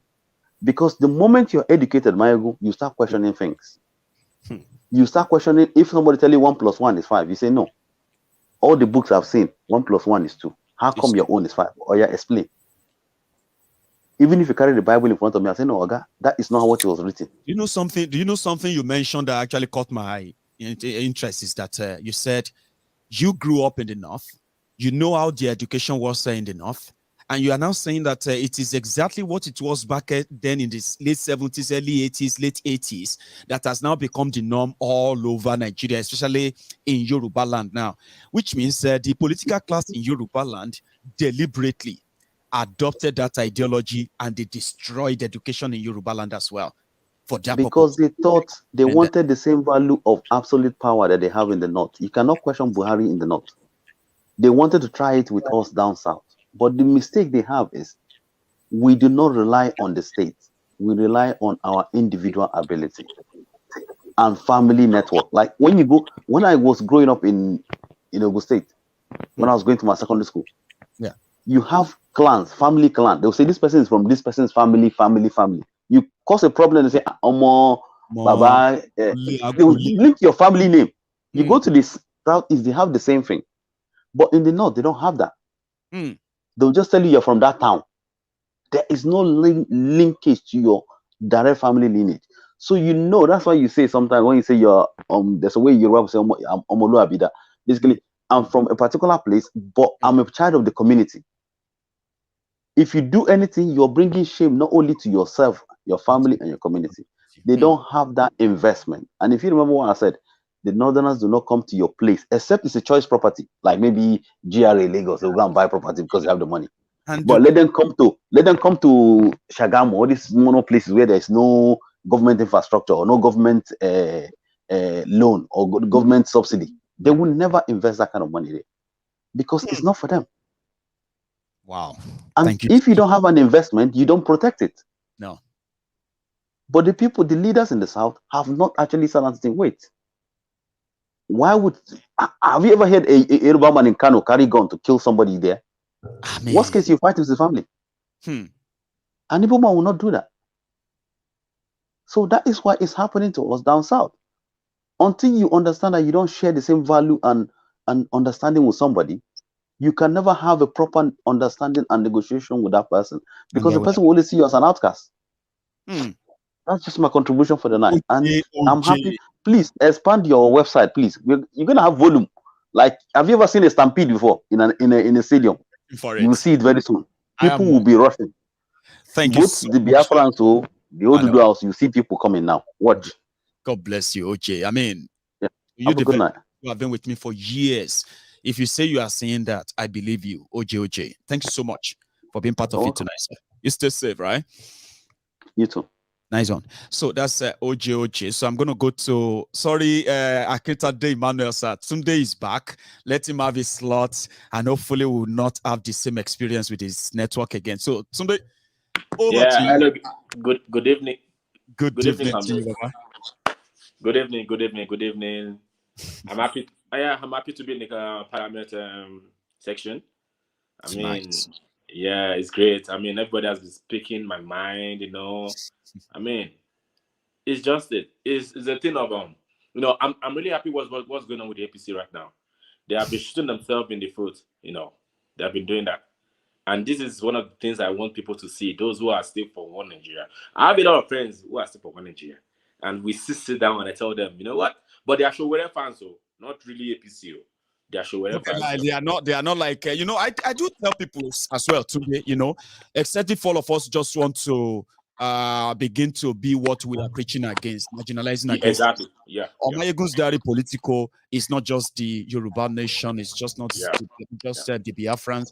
We have those who are one Nigeria, but their own one Nigeria is not this Nigeria. They are against the exactly. Yeah. And they want that system to collapse and create a possibility where we can sit down and talk about Yoruba nation and Biafra.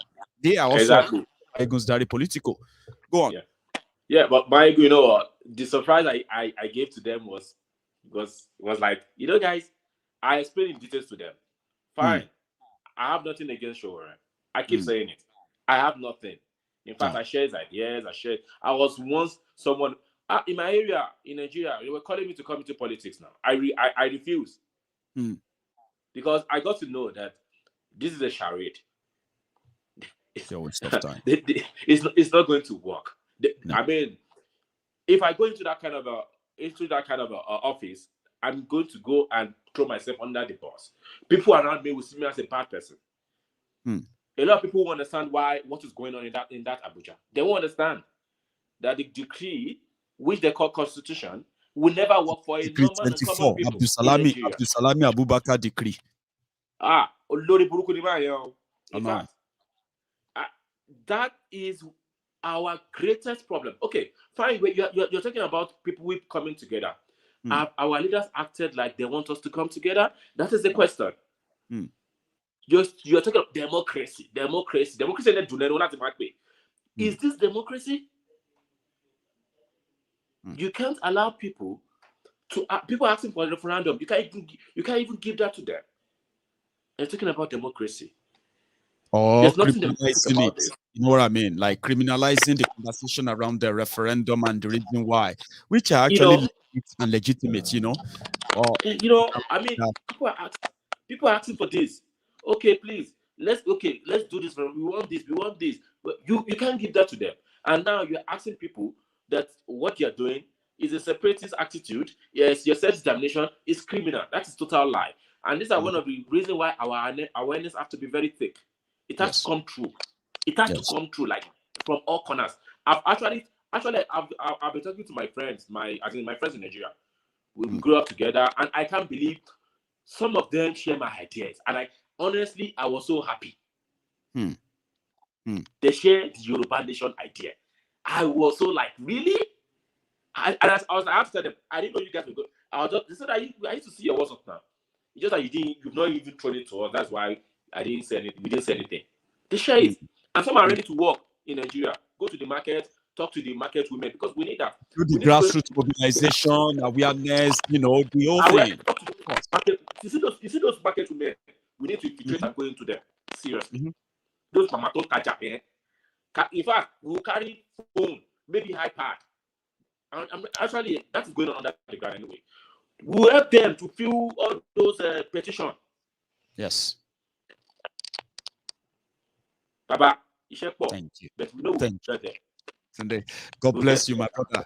I hope the network is not going to mess us with this. Honestly, the network is giving me a problem. I don't know why. I don't know too, but I'm glad that you actually struggling and you drop this before you go. So nice one, eh? Nice one. So I'm going to go to my next person on the line, who happens to be the last person on the line. I'm waiting for those who dropped out, and maybe they will continue with us. Sir, it is now over to you, Akintade Emmanuel, sir. Maiyegun the general. Yes, sir. Long time, my brother. God bless you. God bless you too. You have been a wonderful brother. Thanks, I enjoy you. Thank you. You are doing very well. My prayer is that God will continue to support you. Amen. God will uphold you. Amen. God will protect you. Amen. Whatever you lay your hand upon shall prosper for you. Amen. Thank you. And in this race, you will not be found wanting. Amen. You will not lose your credibility. Amen. The people that will mingle with you, or you will mingle with, that will bring you down, you will never mingle with them. Amen to that. You will never meet them on your way. Amen. Thank you. My brother, to be frank with you, you will not really know your value. People are really watching. I've been watching you for a long time, and this is my first time of, the last parliamentarian, I was unable to really come in. You were part of that too, were you not? Or you're unable to? You didn't make that last one? No, I didn't. I was doing some things, but I watched. I'm glad I you watched the program, but I was not really just coming in. Bro, you are doing well, and we are really enjoying you. This is the only temple of the truth. Everything coming out from MaiyegunsDiary Politico is the truth and the fact. It's only that people that are not serious, people that, sometimes we know the truth, but for them to speak out the truth is very difficult for them. And that is why Nigeria is still where Nigeria is up to today. I don't want to say much. I just want to come down to the south. My brother, you are really hitting them hard and hard. But to me, it's just a shock to me. I keep on wondering, when people in the south, we keep on claiming that we are educated, we are sophisticated, we are this, we are that. And you can still see the northerners manipulating us, dribbling us, and we are still looking at them, and we claim we are educated. Are we really educated, my brother? That's a big question, sir. Yeah, are we really educated? Some people said maybe our education is our greatest undoing, because we want to pretend to be civil even when we are being bullied and we are claiming to be civil. What kind of civilization is that? Is our education a cost to us? Or why? Because education, look at us, like you said, we are still being manipulated. Is that a cost? That is the question I keep asking. When we discuss, I keep asking people, do we really believe that we are educated? Because if truly we are educated, our education is supposed to sharpen our brain, supposed to make us smarter, supposed to make us think. We look into the future. We see the future. We can see before those people will say they are uneducated or illiterate. Now, let me go back to the South. If people from the South, if we find it very difficult to come together to fight the simple cause, even if they are not even interested in this Yoruba or Biafra, but what of all those things that are glaring, that people have been calling upon up to this moment? I'm surprised that none from the southern region to talk about, okay, the next thing should be bringing down the constitution. call for They are referendum. all hiding. They are all pretending. Imagine them telling us they know the solution to Nigeria problem, but they are avoiding the main problem, the constitution that nobody wrote, nobody voted for, nobody was part of it, and they said, we, the people of Nigeria. Why are they pretending about that one? And they want to give solution. Yeah, it is so funny. APC, after almost 7 years, restructuring, this and that, devolution of power, do this, do that, through federalism, everything they used to campaign for us up till now, they have not been able to achieve one. No.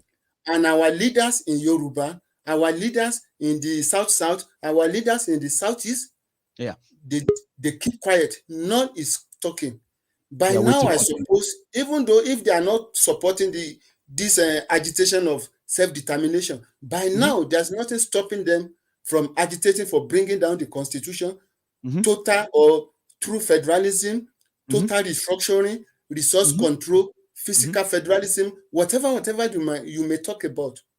We can't but keep they are on talking about election on the same fraudulent constitution. Who is the I don't expect anybody presently from the South to be talking about election.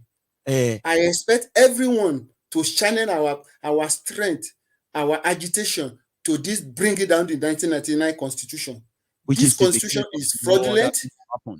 Nothing. Even before saying anything, let us come together, as you usually say that. Let us come together. It is time for us to discuss. Let us discuss whether we are still interested in this particular relationship or whatever. If we are, is this how we want to continue? No. I can't live my life like this. I keep on seeing people talking. I'm over 40 up to now. I've not benefited anything from Nigeria. Throughout my year, I've not benefited anything from Nigeria. And it's evident for now.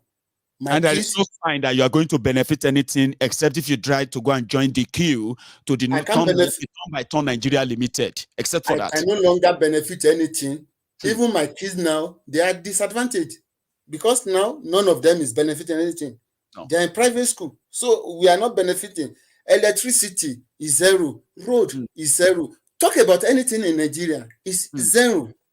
Now, and people are just our people from the South.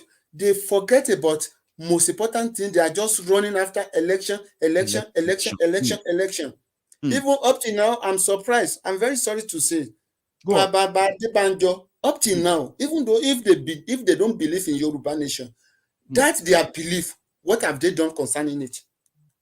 Yoruba leader, that's their belief that of restructuring, total restructuring or true federalism. What have they done with it? Where are they on the issue? Are they really serious with it? Have they even called, a general meeting of the Yoruba? This is our cause. Let us pursue this. If you are not even supporting the self-determination, the cause that you are really into, what have you done about it? Nothing. So, my brother, I'm a little bit confused. I'm doubting our education. I'm doubting our smartness. I cannot really say whether we in the South, we are really smart. Hausa cannot be just dribble both Igbo and Yoruba, and we keep on saying we are educated, we are this, we are that. I've not seen it. It has not really shown. It has not really been proven by any one of us from the South. Look at Tinubu, as you normally say, when people are talking about Tinubu, somebody almost beat me up because of Tinubu. We are just having discussion. Wow. Nobody can blackmail us. If people are saying we are Yorubas, I agree we are Yorubas. Yes, we are. Where is Tinubu when a problem was happening in, what is it called, Igangan? Ibarapa, Ayete, Oke. Where is Tinubu as our leader, as a Yoruba leader? Where was his voice? Even though if he's not coming out to say, what of his voice? Where was his voice? Now, as if that one is not enough, he went to the North to donate. There are problems here in the South. Nothing to be done about it. Then those people that are clamoring that is our son, is it not our leader then? Are they saying Tinubu was not our leader when all those things was happening? Where is our leader to speak on our behalf? Nowhere to be found. Where is our leader to sympathize with us? Nowhere to be found. Where is our leader to even, to show empathy, to show sympathy? It's nowhere to be found. Where was he? Nowhere. And some people now will be coming to me. Where are the cows? And some people now will now have the audacity to call me Omali and be calling somebody that have not even show any interest in the plight of his people. You now call such person my leader. You now say I'm a Yoruba, I should support somebody that when I'm in trouble, he could not even speak for me. No. Somebody that cannot voice out because of power, because of want to be politically correct. You think such person, when he gain the power, you are afraid of people it's just going to start caring for you. No, when he gains the power, when you not get the power, will you be able to challenge that people that give you? Because you are denying me. You are denying your race because you want power. Because are you ready to lose the power when you get? Are you ready to lose the power when you get it? No, you will not be ready to lose the power. Therefore, you will not be able to defend me when you eventually get the power. Wow, common sense. That's because so. Because if you cannot speak for me when you have not gotten the power, you are afraid because some people can give you the power. Don't forget, when you get to the power, you will still have it in mind that people that give you the power can still take it from you. Therefore, continuously you do their bidding. Therefore, you can't speak for me when you really get to the power. Man, God will not destroy this your wisdom, sir. I did feel like, I wish you can continue talking and talking. My brother, that is just the logic. But our people, they are failed to realize that if I'm afraid of Maiyegun to get power, because Maiyegun is having the capability and power to empower me. If I get that power, nobody wants to lose the power. So I will never look into the face of Maiyegun for me to lose my power. To lose that so power. I will maintain the status quo. Therefore, we will continuously be enslaved, even if our so-called leader get to the power, because he will never try to lose the power. So I don't know why people still keep on saying this. My brother, I just pray that more people should join this wagon. More people should come to the train, because gẹ́gẹ́ bí ọmọ Yorùbá bí àwọn Yorùbá ṣe máa ń sọ, kò síbi tó dàbí ilé, àjò lè dùdùdùdù títí kó dàbí ilé. Nobody can love you the way you love yourself. No. Nigeria is not for everybody. No equity, no justice, no fairness. What are you now talking about? What is working in Nigeria? Nothing is working. And we keep on saying, one Nigeria, one Nigeria. I'm over 40. When I was young, I was told that Nigeria will be better. I become a father now. I'm still telling will I continue to tell my kid that Nigeria will be better? Anybody that is still dreaming about that one, maybe we wake up in paradise to know that everything in Nigeria will remain the same as long as Nigeria is. So you are so good, sir. Thank you so much for this. That is my submission, my brother. I mean, how could we miss that? We couldn't go to bed and miss all of that. You are amazing. Thank you, and thank you. Stay safe. You're welcome, my brother. It's a pleasure. That's a great contribution, I have to say. Coming straight from one of the members of the Temple of Truth. So now let's go quickly to Oyeniyi Aziz, sir. You're going to be next. And then I'm going to go to Omotayo. Sir, you disappeared on me earlier. So I'm glad you are back. Don't go anywhere this time because, please. Then I'm going to go to Alagba Oladele or Desomi Egunla Tomakeyi Igbale Laleyi. So let's go to Oyeniyi Aziz. Brother, over to you, sir. First, one sec. Okay, yeah. I muted you now, please. Professor Maiyegun General. Yes, sir. Good evening, sir. Good evening, sir. Good evening. I'm very, very happy to be here, especially after the speech you gave yesterday. I was very impressed. We couldn't call in, so I wanted to give you my assessment of the whole show. It was wonderful. That yesterday's submission was wonderful. You made mention of some issues. You mentioned the liberation of mind. And I believe your program has been doing a lot of liberation in that regard. In fact, I used to call your program Sleeper Cell. If you have watched the movie called Sleeper Cell. Sleeper Cell is a movie, you've seen the movie before?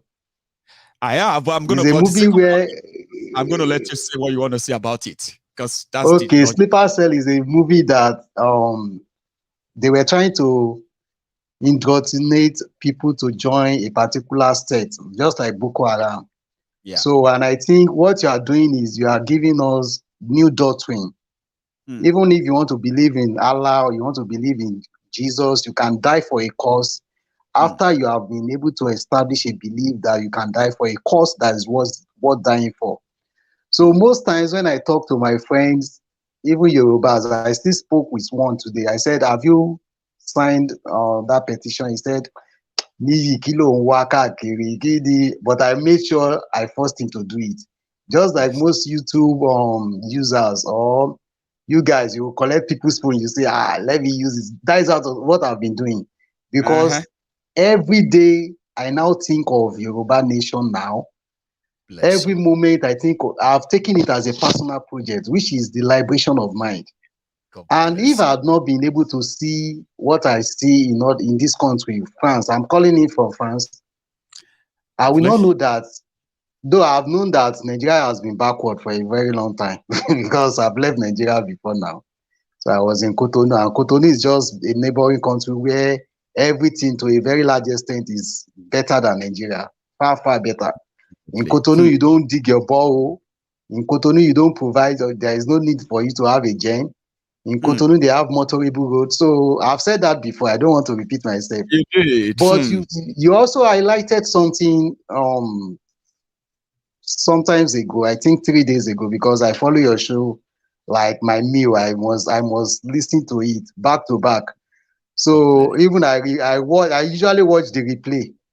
You said something about enlightenment, education.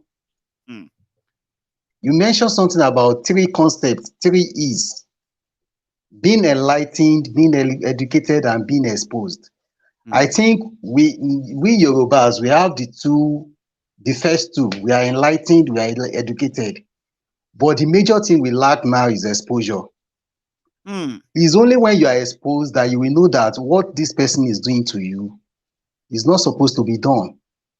That's right. Look at the Hausas. Look at them. They are far, far better than the other regions. They are even making jest of us that let's power get back to the north. Then we can now talk about giving you back. That is what Tabua said today. I was watching him. Let's take it away from then we can bring it back to you in the south. You know? So, but we are not exposed. Many people are, in fact, Yoruba, in terms of education and Igbos, we are there, we are high up. But are we getting value for our education? We are not getting value for our education. You mentioned something about the need for us to go confrontational. And I think by the time we are now on the edge, there will be need for us to be confrontational. But being confrontational might not be violent confrontation, but being proactive. Like you mentioned some things that we need to do, like billboards, aggressive marketing, more publicity, bringing many people on board. I think that is my major interest, because a lot of people have not really come on board to join Yoruba Nation. And I was very glad. I even sent the clip to you. That of that is Adamu, Gani Adams, where he was saying something that he didn't want to support Yoruba Nation at first. But when he discovered that the advocacy had now moved up, many people are now saying they don't want, confab again. Now they want Yoruba Nation. Many Obas are joining the train. Many Obas are already with us, but they don't want to be public. They don't want to come out in the public. So few of us that are out in the public, we are out because we believe in our cause. We believe that it's going to come to pass, and we can't stand the insult. Imagine you, Maiyegun, your presentation. Imagine the people. I intentionally waited for this long to listen to other people so that I can summarize.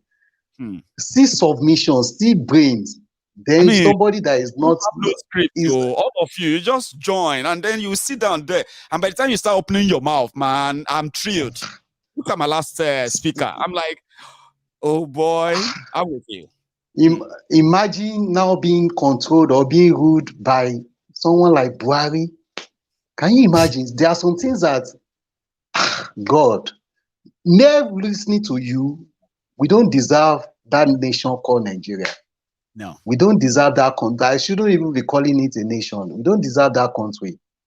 We have now become second-class citizens in another country, whereas we have all it takes to be better than where we are. The princes The and country princesses. we are running, the country we are running to. So there is this thing about Nigerians. We don't ask for the best from our government. We believe that we can get the best from ourselves as individuals. But government will actually help you to alleviate your poverty faster than if you are to shoulder the responsibility yourself as an individual. Because there is only little your income can take care of. But when government supports you, I have a friend in Cotonou. Imagine we're living in the UK, right? Imagine if I'm doing this broadcast and my generator is downstairs so that I'll make sure that power is on and all of that. Do you know how much it's going to cost me to run this electricity?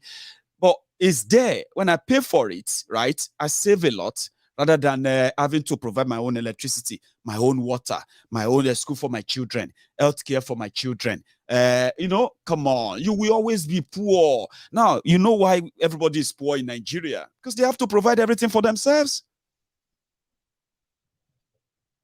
So my friend had a guy from India. That guy owned a club. My friend had a club too. Right. So, but he said his friend is flourishing because in India they give them loan 1.5%. That is 1-digit loan. Soft loan. Unlike Nigeria, if you want to get a loan to do any company, to establish any business as a small scale, they will be telling you that it's high risk, maybe 27% interest. So, and the guys now, his club is nowhere to be found now. That is Nigerian guy. But the guy from India, his other friend, is still striving. The business is growing every day. He has an hotel here. He has an hotel now. So Nigeria is so backward that even the future of our children, I just look at them. We are not doing like the last speaker said. We are not doing, and Paul also highlighted that we are not doing this for ourselves. We are, for instance, most of us, we are already high there. We are doing fine. But do you know that it will take longer years for your children to get what you have? Maybe you have a building now. Maybe it took you 35 years to build a house. If you leave this government to go on like this, because most of my friends, they are not even where we are. Just look at your contemporaries, all of us that are on this platform. Maybe you are likely to be the best among your peers. I'm telling you. Most of my friends, they look up to us. They beg for money. Some of my friends are still in their father's house, not yet married. Who want to marry someone that cannot take care of himself? And if you still tell these people Yoruba Nation, they will say they don't know much about it. So thank God many bloggers are now coming in. I was mesmerized to see some female bloggers now talking about Yoruba Nation, even without many followers. I was very happy. Now they are now turning into their own personal projects, and we need that. So we need more, more people to come on board. That's right. We need more people to come on board. They were talking about PVC, that they've not collected PVC, 1 million PVC in Lagos. I love the fact that people are not collecting PVC, because that is where we should start from.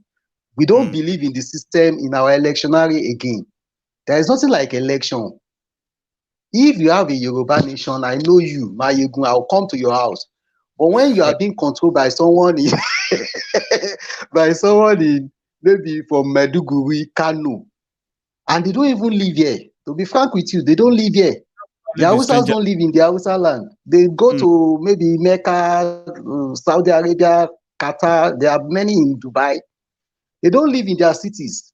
It's only a Yoruba man that will say, I want to build a house. Somebody said it, that they don't build in Lagos.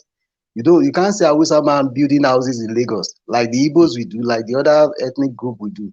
So Yoruba Nation now is something that has come to stay, and we must always preach the gospel, continue doing the good work, Maiyegun. Thank you, Temple of Truth. I believe that we will get there one day. And we will still be alive. In fact, 2023 is already hot for them. I don't want to dabble into the politics of APC or PDP, but they know that many of them will decamp. These are another party. In fact, Yoruba Nation is another party. If you fail in your party, you come and join the twin. Thank you, Maiyegun. I call you Professor. Professor Maiyegun General. Bless you, Baba. Have a nice night. Parliamentarian. Regards to the family. That's the deal. Oyeni, God bless you. I'm so thrilled with you guys I have all tonight. So thank you so much. And I'm going to go on to yes, I'm going to go to Omotayo, sir. Sir, you've been sitting down there so quietly and patiently, and it is your turn now, you know. So before I now round it up with Alagba Oladele. So over to you, sir. Where is that again? Hang on. I think let me unmute you. I've done that. Now you can talk. How are you? Thank you, sir. You are so welcome. Professor Maiyegun. Yes, sir. Can you hear me? Loud and clear. Oh, I'm very happy I'm on this program tonight. Thank you, sir. Oh, in fact. Love you. How are you? I'm very happy. Tonight, at least I can make my own voice heard. Yes, you see, loud and you clear. are doing a very good job. You see, there's nothing that can be better than enlightening the people. You see, I was in that country, I think about 2-3 weeks ago. Right. Everybody is potential criminal. That is what it has turned everyone to. You cannot even trust anybody. You don't even know who is next to you. That's the nation. It has to continue. For me, it has never worked. It's not working. And it can never work. Look, even what happened in I'm just 50 years old. Even 1968. In 1968, we can't get the history right. Is that a country? People will be coming with different stories of an incident within 1968. In 1993, during the time of Abiola, some of us will risk our life. Thank God I didn't die on the street. Anybody that died for Nigeria died in vain. In vain? In vain. A lot of people died. I don't want to say they died in vain. But anybody that died for Nigeria died in vain, my brother. Because it's not a country. It's not a country. It's based on fault. It's based on lies. And you cannot build something on nothing. People say nothing. Yes, sir. How can you build something on nothing? Look at the handpicking they were doing yesterday. Democracy. Already they knew what they wanted to do. Look at that boy. That boy will be around 40 years old. He just messed the whole thing up. He just messed his own life. You can see that boy doesn't even know what he's doing. He doesn't even know what is happening in the party. They are these 2Gs. They are the people. They are ready-made their tools, willing tools. They call them political jobbers. Sir, and let me tell you this: even the people in the political arena, they know it can't work. They know all the Tinubu's, all of them. You will see they will run back, but it will be late. Somebody said it won't be late. It will be late by the time they come back. Because they know it cannot work. They know it cannot work. They are just, all of them, they are just trying to gather whatever they can gather together. Take whatever the existence of that country is just a matter of when. Not if. It's just a matter of when. And at now, what you are doing now, is moving us closer to the time. It's just moving us closer because people now, Benny. People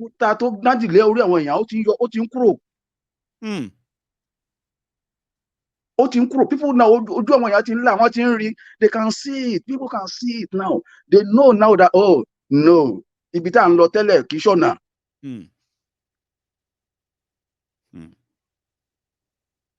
God bless you, sir. God will bless you too. God bless you. I thank you. You are doing a very good. You are doing a very good job. Do what you are doing. This is what we need. This is what we need. This is what we need. When see, I'm a Christian. Yes, sir. There was this man that Jesus opened his eyes. He said, "Before I cannot see." He said, "But now I can see." When his eyes was open, can see. I can see. So you don't need to hold my hand again. You don't need to go to tell me to go and beg for food. You don't need to tell me to go and beg for money. I can see now. So many people, especially the Yorubas, they can see. Do you want to hear the truth? Even the outsiders can see now.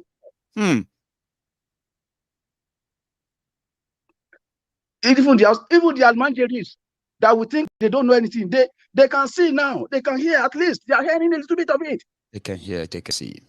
By the time they turn on their leaders, you will see. By the time those people will call Almanjeris, they turn on those leaders there, even in enough. They won't be able to run downstairs. Down here, they will be running up. We will see all of them. They will go scatter because those guys, those boys, they are growing up. They are hearing. Don't think they are not hearing what you are saying. They are hearing it. Because people believe that Nigeria has never been this bad, that what they have gotten away with in the past, now it's like they have reached a stage that it will consume everybody. So exactly. I agree with you. Yeah.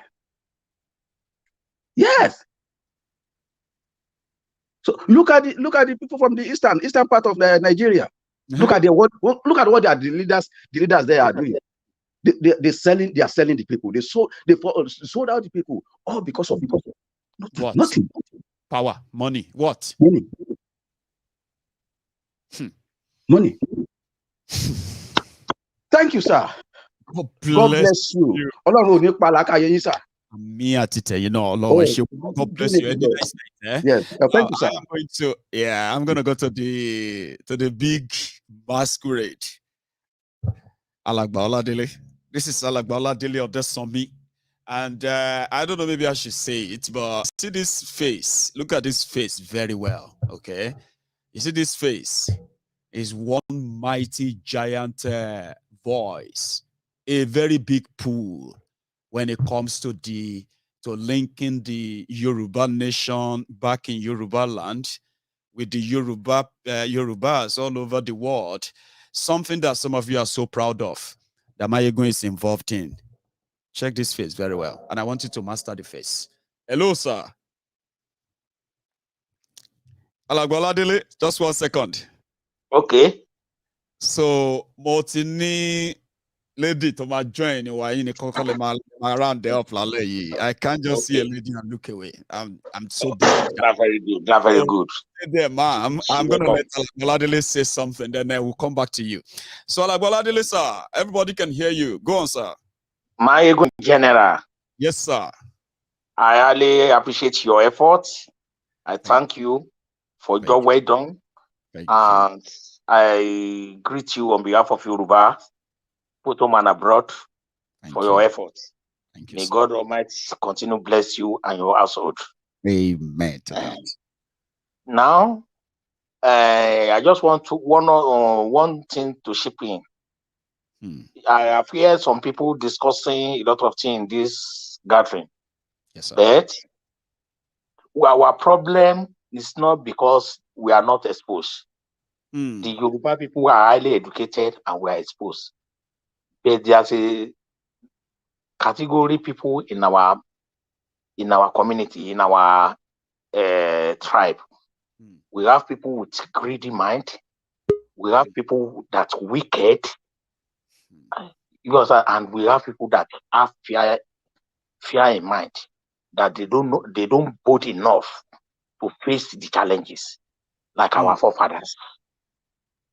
Our forefathers, they are bold enough, they are ready to face any challenges that come on their way. But this generation that benefits from our effort of our forefather, they are greedy and they are money monger. They like to oppress us.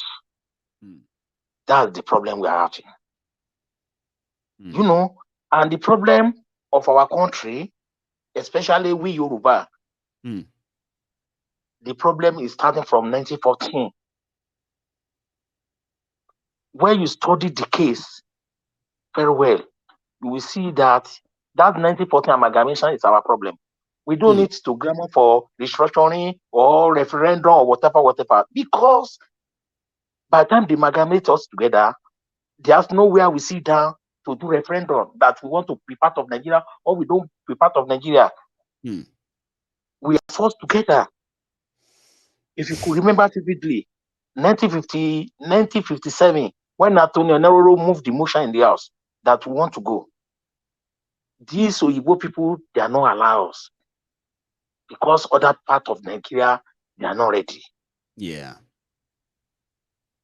So, because they know if they leave Yoruba alone, Yoruba will supersede everything, even the white people, that they don't want to allow us to go. This time around, I want us to be encouraged. The fear in us, let it put aside. Let's fight this battle because of our incoming generation. Because if we fail to fight it now, that's the end. Màá rọ gbogbo ọmọ Yorùbá, màá rọ gbogbo ọmọ Yorùbá, nílé lóko lẹ́yìn odi, ẹ jẹ́ ká fi ìgbánú kan sí ọjà this time around. Ẹ̀rù tó wà nínú wa, ẹ jẹ́ ká gbé tì. Ẹ̀rù ló ń bà wá, kì í ṣe pé báyà expose. Àmọ́ tó dáa, ká dẹ̀ gbé pé náà pé mo fẹ́ oppress ẹnìkan, wọn kálukú ló nílé ayé ẹ̀ láti gbé. Ẹni tó máa lówó, kán gbéyàn sí àárín owó tí ò bá ní kò ní ní. Bẹ́ẹ̀ni. Ẹni tí ò dẹ̀ ní kò ní ní. Tí Yorùbá bá dúró dáa ní ìlú òyìnbó tá a wà, àwọn tó wọ̀ press, àwọn tó lo bíbí ká lọ, if you like it. Adẹ̀ ló nílò míì tó lówó ẹ̀ lọ́wọ́ tí ò lo bí ká, tó yẹ pé bọ́ọ̀sì ló ń gán kiri gbóró. Bó ṣe fẹ́ live life ẹ̀ nìyẹn. Bẹ́ẹ̀ ká tẹ̀tẹ̀ kọ́kọ́ ní freedom Nàìjíríà nílẹ̀ Yorùbá ná, ká kọ́ ní freedom, ká ní peace of mind. If you have freedom, if you have peace of mind, then you can be able to talk of other things. Oh, of course. With that freedom, with that peace of mind, you cannot talk of any other thing. No development. No development, nothing. You are living in fear. Kí ló fẹ́ ṣe tó fẹ́ progress? No. Ìwọ tó ń gbé nínú ẹ̀rù. Báwo ló ṣe fẹ́ ní ìlọsíwájú? Thank you so much, sir. So, ìyá rọ gbogbo wa. Pátápátá fear tó wà nù ẹ jẹ́ ká gbé tì, ká jẹ́ ká face battery. One. Secondly, if there's going to be a means for us, kò ṣe ká má dá gbogbo ẹ̀ dá any group, from group, regroup again, ká tún regroup again. Ṣé ọ̀sán mi, ká tún regroup again. Mo fẹ́ ká wá miss bá a ṣe lè challenge 1914 amalgamation yẹn. Ó ti expire láti 1914. If can go to court on it, ká arrange ẹ̀, ká challenge federal government. We force them to on the table. This 1914 is a fraud. Our own generation, we are no abide to this. No. If our forefathers signed this thing, and we wait for you till 1914, our forefathers didn't sign. Our forefather didn't sign them, so there's no proof. The only signing that Alaafin signed was in 1880. I think it was 1885 when the Queen Elizabeth came. I said Queen Elizabeth. When a queen came to Nigeria back then, to Yoruba land, and they signed as independent region, Yoruba region. Not even Nigeria was born back then. But sir, I'll let you round it up so that I can take my last question, sir. Go on. Okay. If at all, either we sign document or we don't sign any document. If we can challenge them, because there's a kangaroo arrangement that we can stay for 100 years. If we stay 100 years, we can rearrange ourselves again. So we challenge them in the court, put them on the table. That amalgamation of 1914, it has expired in 2014. So we have to rearrange our country, to decide if we want to continue or we don't want to continue. We don't need referendum. That's our referendum. That's 1914. It's our own referendum. So they will come. If we challenge them, Nigeria, if they don't go, then we take them to the work court. Say this amalgamation, we don't need, we are not interested to live together again. We're part of it. This is already a fire. We cannot continue. From there, after the 2014 expiring amalgamation, then you force another constitution, 1999 constitution on us to be ruling us for what? So if we can do something. Let's channel our energy through that one place. The OAS, throw it open. That's the suggestion as well. Brilliant one. So that's my own submission. Of dissolving, yeah. Thank you so much, sir. What I'm going to do now is that I'm going to take my last, she's gone. For some reason, I think great. Finally got her back. Hi. Hello there. Hello, good evening. How are you? How are you? You see, people, why do you have to use another name tonight? Why didn't you use the one that they will know who is there?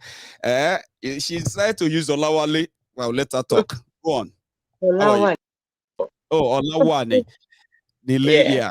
Please, ma'am. It is very simple. Good evening, everyone. Good evening. It is a very simple thing. Ààyè ń pẹ̀gbẹ́ ni.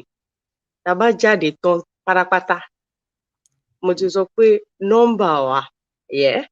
And tán bá kó wa jọ rẹpẹtẹ, Yorùbá ló ní pedigree tó dájú. Àṣà wa ló dájú. Ìwà wa ló dájú. A kàwé jù. Tẹ̀mbẹ̀lẹ̀kú àtọ̀tẹ̀, ìyẹn náà wà nílẹ̀. Èèyàn kan sọ̀rọ̀ lẹ́ẹ̀kan ní ìgbà tó ń pa wọ́n ní gàngán. Ìṣèbí lídà àwọn l'aṣíwájú, ta ló fa aṣíwájú jẹ lídà onítọ̀hún yẹn? Bí ń ṣe wà yìí tí tọ́ọ̀gì MC Olúọmọbọ́yé ló ya wèrè tó yẹn. Yeah? Tí appearance ẹ wà extremely deceptive. Tó bá ń sọ nǹkan tí mo fẹ́, tó bá ń sọ nǹkan tó bá ti Yorùbá mu, tó bá ń jẹ́ pé ìwà Yorùbá, ọ̀rọ̀ Yorùbá ló jẹ́ lọ́kàn, is my leader. God bless you. So Ìgbòho tó jáde, tọ́rọ̀ wa jẹ́ lẹ́mìí, yeah, is my leader. Because he ta ló ended. fàṣíwájú jẹ leader? Leader àwọn wo? Aṣíwájú àwọn wèrè, aṣíwájú àwọn. No, leader àwọn wo ló jẹ? Ọ̀ṣọ́bà náà jáde lánàá. In fact, as a matter of fact, Maiyegun, tó bá mú Ọ̀ṣọ́bà sílẹ̀, tó bá má ṣíwájú sílẹ̀, mo yìí máa tò sẹ́yìn Bọ́lá Tinubu. Ẹn tó gbé jáde lánàá yẹn, ó worst gan ni. Cause àti láwọn èèyàn tó jáde tó fẹ́ di governor state tó Ọ̀ṣọ́bà wà yẹn, àmọ́rú role tó play ń bẹ̀.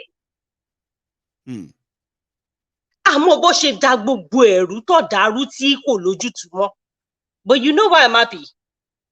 Tell me. Whatever it is, táwọn ará bí ń ṣe, ó ń ṣe fún wa ní pé èṣù lákàyé labẹ̀ sí wọn ni o, bóyá èṣù láàlú labẹ̀ sí wọn ni o. Whatever tó ń ṣe, ó máa padà favour wa ni. Fúnra wọn ló máa fúnra wọn lóògùn jẹ, last bóyá máa lọ nìyẹn. Wọ́n ti ń jára wọn lẹ̀ díẹ̀díẹ̀. Wọ́n ti gbá Hausa lórí Yorùbá, wọ́n ti gbọ́mọ rí gbá, wọ́n ti gbélé gbá, wọ́n ti gbéyà gbá lọ́mọ rí gbá, it is okay. A ti sọ tẹ́lẹ̀ pé jàgà wíwì, òun ló máa join ní kíní last. Àwọn èèyàn ń repeat so bó ṣe fẹ́ join ẹ̀ last yẹn, òun ló máa wọkọ̀ yìí last. We've said it severally. Ẹni tí ò bá mọ̀ ni ò mọ̀, ẹni tí ò bá tẹ̀lé ni ò tẹ̀lé. Òun ló máa join ẹ̀ last. So we are just waiting. À ń dúró kí gbogbo wọn ṣòṣì wọn dé, but Yorùbá nation has come to stay and it will. So tá bá ti lè gbára wa jọ, tá mọ̀ pa ní nọ́mbà.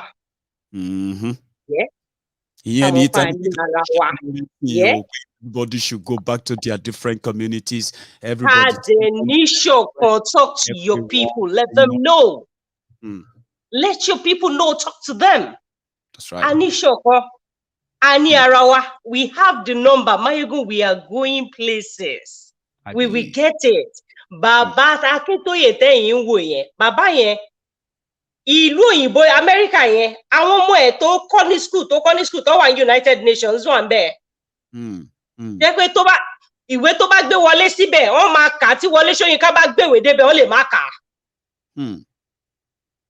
So ohun tó bá gbé wọlé, wọ́n máa kà á. Is a very honourable man. So àwọn tó ń lead wa lọ tá à ń tẹ̀lé wọn ẹ̀, àṣẹ ọkọ̀ wọ́ o. Adémádélé ìlérí, amadélé ayọ̀ lágbára Ọlọ́run. Gbogbo tá a fẹ́ ṣe ló máa padà yọrí sí rere. Tó bá wá ń ka àwọn tó máa wọnú Yorùbá nation yẹn, oníṣe wá ní Moses tó ń wo lẹ̀ lérí lọ́ọ̀kan tí ò padà débẹ̀ gbogbo ala máa débẹ̀ láyọ̀ àtàláfíà because if we do not do this now bàbá tó sọ pé àwọn parents wa tó sọ̀rọ̀ tán tó láwọn parents wa àwọn yẹn bold irọ́ lọ́pàá àwọn parents wa mú mọ́ra ni ìgbà tí ò ṣe é mú mọ́ra mọ́ làwa jà síta yẹn tá a bá mú mọ́ra òṣì tó bá gbé wá báwọn ọmọ àwọn yẹn náà máa gbà wọlé ni wọ́n máa gbà wọlé ni wọ́n máa ní wo àwọn òbí wa faradà ẹ rántí ọmọ ẹni tí ìwọ ń ṣe ẹ bá lọ fa wàhálà wá fún mi nǹkan táwọn parents wa máa ń sọ ń gbà yẹn nìyẹn but they were surviving ó ti pẹ́ táwọn èèyàn ti live people are not living in this country Maiyegun people are not living ẹ kówó dání báyìí ẹ ní rí ohun tẹ́ fẹ́ fi rà owó yẹn rẹ̀kẹ̀rẹ̀ kò too easy láti get gbẹ̀yìn onípadà rí ohun tó fẹ́ fi rà súnbù là ń lọ súnbù là ń lọ. ìjọ tí mo sọ nípa ẹ̀yin elite princess tí mo ní ẹ̀yin elite tẹ́ pé ẹ ti wò pé Ọlọ́run kò ṣe lówó lọ́wọ́ ẹ lówó yín tẹ̀lé náà and all of that now that money coming like like you said. Maiyegun it is not kò sí elite ń bì kan o. Kò sí elite ní anywhere ìyà tó bá jẹ tálákà kò sí wé fẹ́ lówó nílùú yìí ìyà tó ń jẹ tálákà máa jẹ orí títì kan náà lè máa jọ gbà kọjá traffic kan náà lẹjọ máa jókòó sínú ìwọ lè jókòó sínú AC òun á wà nù bọ́ọ̀sì wá sí wíńdò ẹlẹ́ atẹ́gùn Ọlọ́run á máa fẹ́ sí wọ atẹ́gùn tó ń generate láti inú engine á máa fẹ́ sónítọ̀hún òjòjọ́ máa pa yín ni mọ́tò yín jọ máa wọ mi in fact ìyà tó bá jẹ́ tí ò lówó lọ́wọ́ ìyà tó máa jẹ́ elite ó pọ̀ jù tó bá wọ Bentley wọnú omi elite ó bá Bentley about 1.5 million àbí 1.7 million nísìn báwo ló yẹ fẹ́ ṣe how do you go about it so kò sí bí ọ̀ṣẹ́ fẹ́ lówó tó ní Nàìjíríà táwa náà ìyà jẹ́ ṣáà ni torí Ọlọ́run ìyà máa jẹ́ ni so kọ́lọ́ ń ṣàánú gbogbo wa dé kó jẹ́ ká rí lè lérí wọ̀ kárí tiwa ṣe kí Yorùbá nation yẹn dé ká dé má relent rárá we have the number mo ti sọ ẹni tó bá and power it is not given bí Àmẹ́chí bí Wike ṣe sọ lánàá it is taken ẹni tó dẹ̀ lágbára dání kò ní múlẹ̀ tó bá múlẹ̀ kò ní wúlò fóun fúnra rẹ̀ mọ́ and whatever power we give to our leaders is what they have. Taba fún wọn lágbára pé ẹ máa ṣe wá báyìí bẹ́ ṣe fẹ́ lọ máa ṣe taba see immediately there is hunger in a country. I love where this is all going, Maiyegun. When there is hunger there will be resistance. Sori tí resistance bá dé bàbá àwọn èèyàn máa jẹra wọn àwọn olóṣì máa jẹ olówó ni tẹ́bí ń pa you can't tell a terrorist kó value life títí ẹ̀ because terrorist already ó ti value life títí ẹ̀ lesser so coming ayé títí ẹ̀ ti bàjẹ́ pápátá so olóṣì máa jẹ olówó seriously ní kọ́kàn mọ́bi tán máa jẹ wọ́n sí nítorí gbogbo àjọ ń jìyà ìpapọ̀ báyìí. wọ́n ti rojú yín sí tó bá ti lé yín mú ẹ̀kọ́ sọ fún ọ nípa pé àmọ́ your side ìkan náà ni wà. kò sí ọ̀n tó lè lé mi mú Maiyegun kò sí ọ̀n tó lè lé mi mú you know why.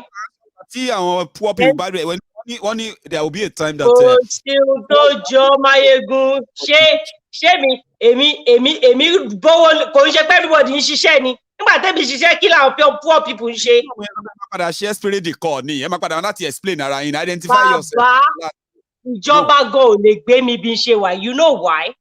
Tell us. wọ́n á béèrè lọ́wọ́ mi pé ṣé àwọn tó lọ support yẹn wọ́n lòún support àwọn lágbájá òun support tàmẹ̀dù àwọn tó lọ support yẹn wọ́n ní nǹkan tó sọ bá tèmi mu ni nǹkan tó ń sọ yìí ó bá tèmi mu ṣé nǹkan tó ń sọ yẹn ṣóòótọ́ ni yes ṣé mo kí into it ọ lè lọ mọ́lẹ̀ kí ni kó má pa á Maiyegun tó bá mọ́lẹ̀ bí kan sí mo lè ní kó má pa á tó bá ní kí ni reason tí mo fi sọ bẹ́ẹ̀ máa nítorí pé n tó lọ jà lólè yẹn ti ṣe èmi tẹ́lẹ̀tẹ́lẹ̀ You understand what I'm saying? I'm with you.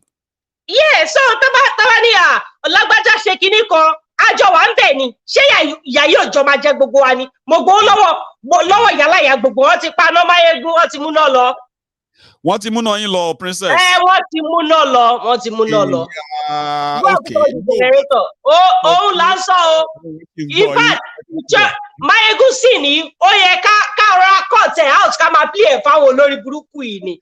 60 years ni iná lọ ti pamọ́ ìyá wọn lórí yẹn. Iná lọ pamọ́, they've obstructed it. It is gone. Àmọ́ wá tọ generator, màá tún wá fẹ́ lọ ra epo. Màá fẹ́ lọ ra epo Maiyegun mi tún, màá tún kówó dání mi ní epo rà. Ṣó lórí burúkú ni gbogbo wọn ni. Àbáyé bá mi ṣe wọ́n ni. Of course, mo believe. Àwa ní kúrò. Ẹ tó bá ní ká má ya kúrò. Ẹ̀mí ẹ̀ máa ya kúrò lára ẹ̀ ni. Àmín. Ọlọ́run á wá wọlá lẹ́yìn. Ẹ̀mí àwọn ọmọ ẹ̀ máa gbọ́n lẹ̀ báyìí ni bí milk oníyẹ̀wò. Àwọn olórí burúkú jàjàtì. Ṣé òun rèé, we are there. Àìkó fálẹ̀ bá ṣe generator lọ máa tọ̀ ń sìn. Àwọn máa sá kílò káàkiri, a máa ṣiṣẹ́. See, Maiyegun, it is so bad to the extent that àwọn èèyàn, they are so ó ti ṣiṣẹ́ pa wọn ti ẹ̀ ráyè ètò òṣèlú mọ́. They don't even watch the news, they don't listen to anything. Iṣẹ́ ni. When NEPA is bringing 35,000 naira bill to you every month, minimum wage is 30,000 naira. Bag of rice is 30,000 naira or 32,000 naira. How do you survive in a country like this? Tell me.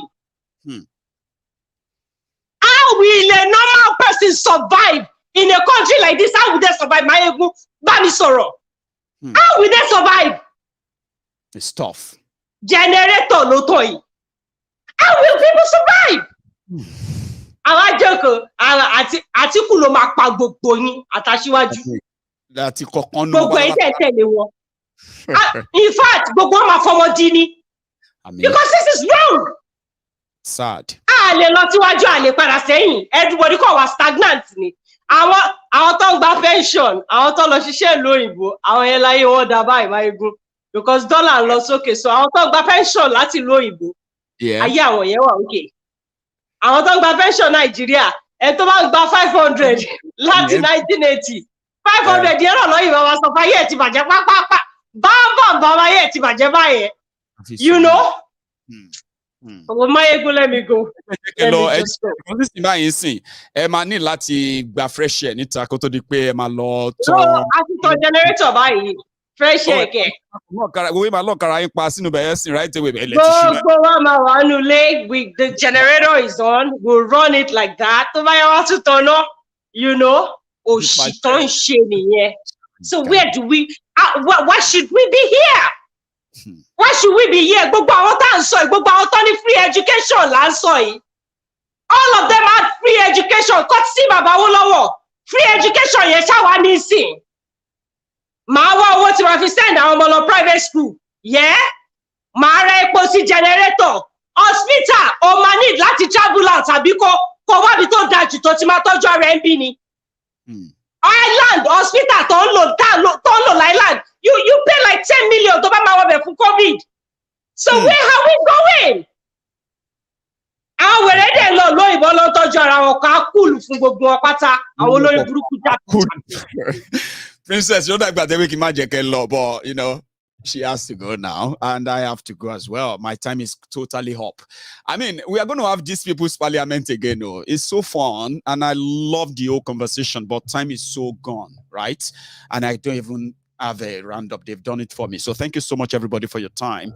Thank you so much for that super chat. By the way, I missed that in the comments. Before you all leave this broadcast tonight, remember, like the broadcast, share it. If you haven't subscribed on my channel, subscribe. We can have the People's Parliament again sometime soon. It's fun, isn't it?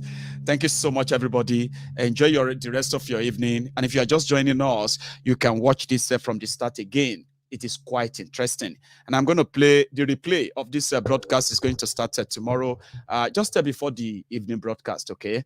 You should join us if you would like to. And this is where we're going to draw the curtains. And good night, everyone.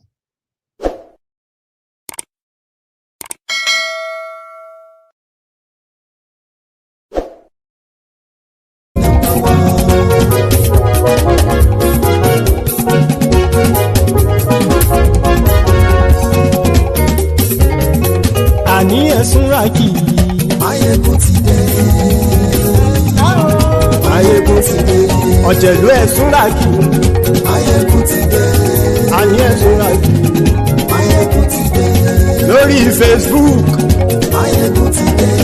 Àní ẹ̀sùnra kì í. Maiyegun ti dé. Lórí YouTube. Maiyegun ti dé. Àní ẹ̀sùnra kì í. Maiyegun ti dé. Bọ́ bàbá gbé wúrẹ́. Maiyegun máa wí.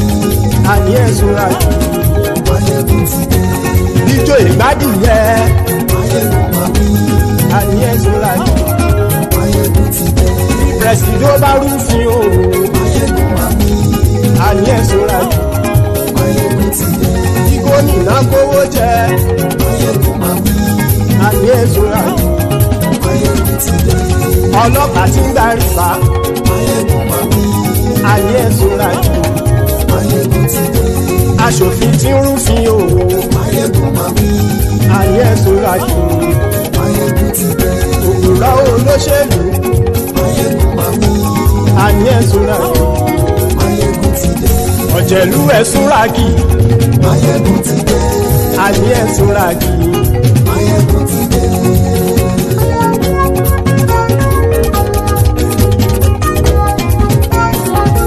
Maiyegun ti dé. Gbogbo ọ̀jẹ̀lú ẹ̀sùnra kì í. Maiyegun ti dé.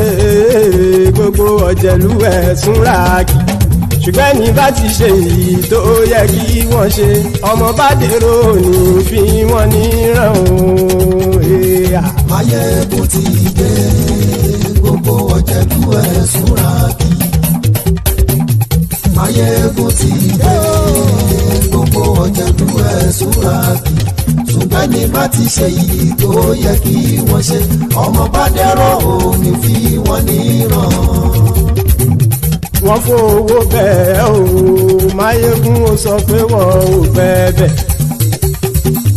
Wọ́n fowó bẹ́ẹ̀, Maiyegun ó sọ pé wọ́n ò bẹ́ẹ̀. Oníkan ṣáàtì ṣe èyí tó yẹ kí wọ́n ṣe fáwọn ará ìlú tó gbé wọn débẹ̀ o. Maiyegun ti dé.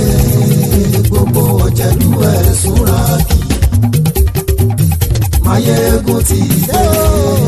Gbogbo ọ̀jẹ̀lú ẹ̀sùnra kì í. Ṣùgbọ́n ní bá ti ṣe yìí tó yẹ kí wọ́n ṣe, ọmọ bá dẹ́rọ̀ ò ní fi wọ́n níran.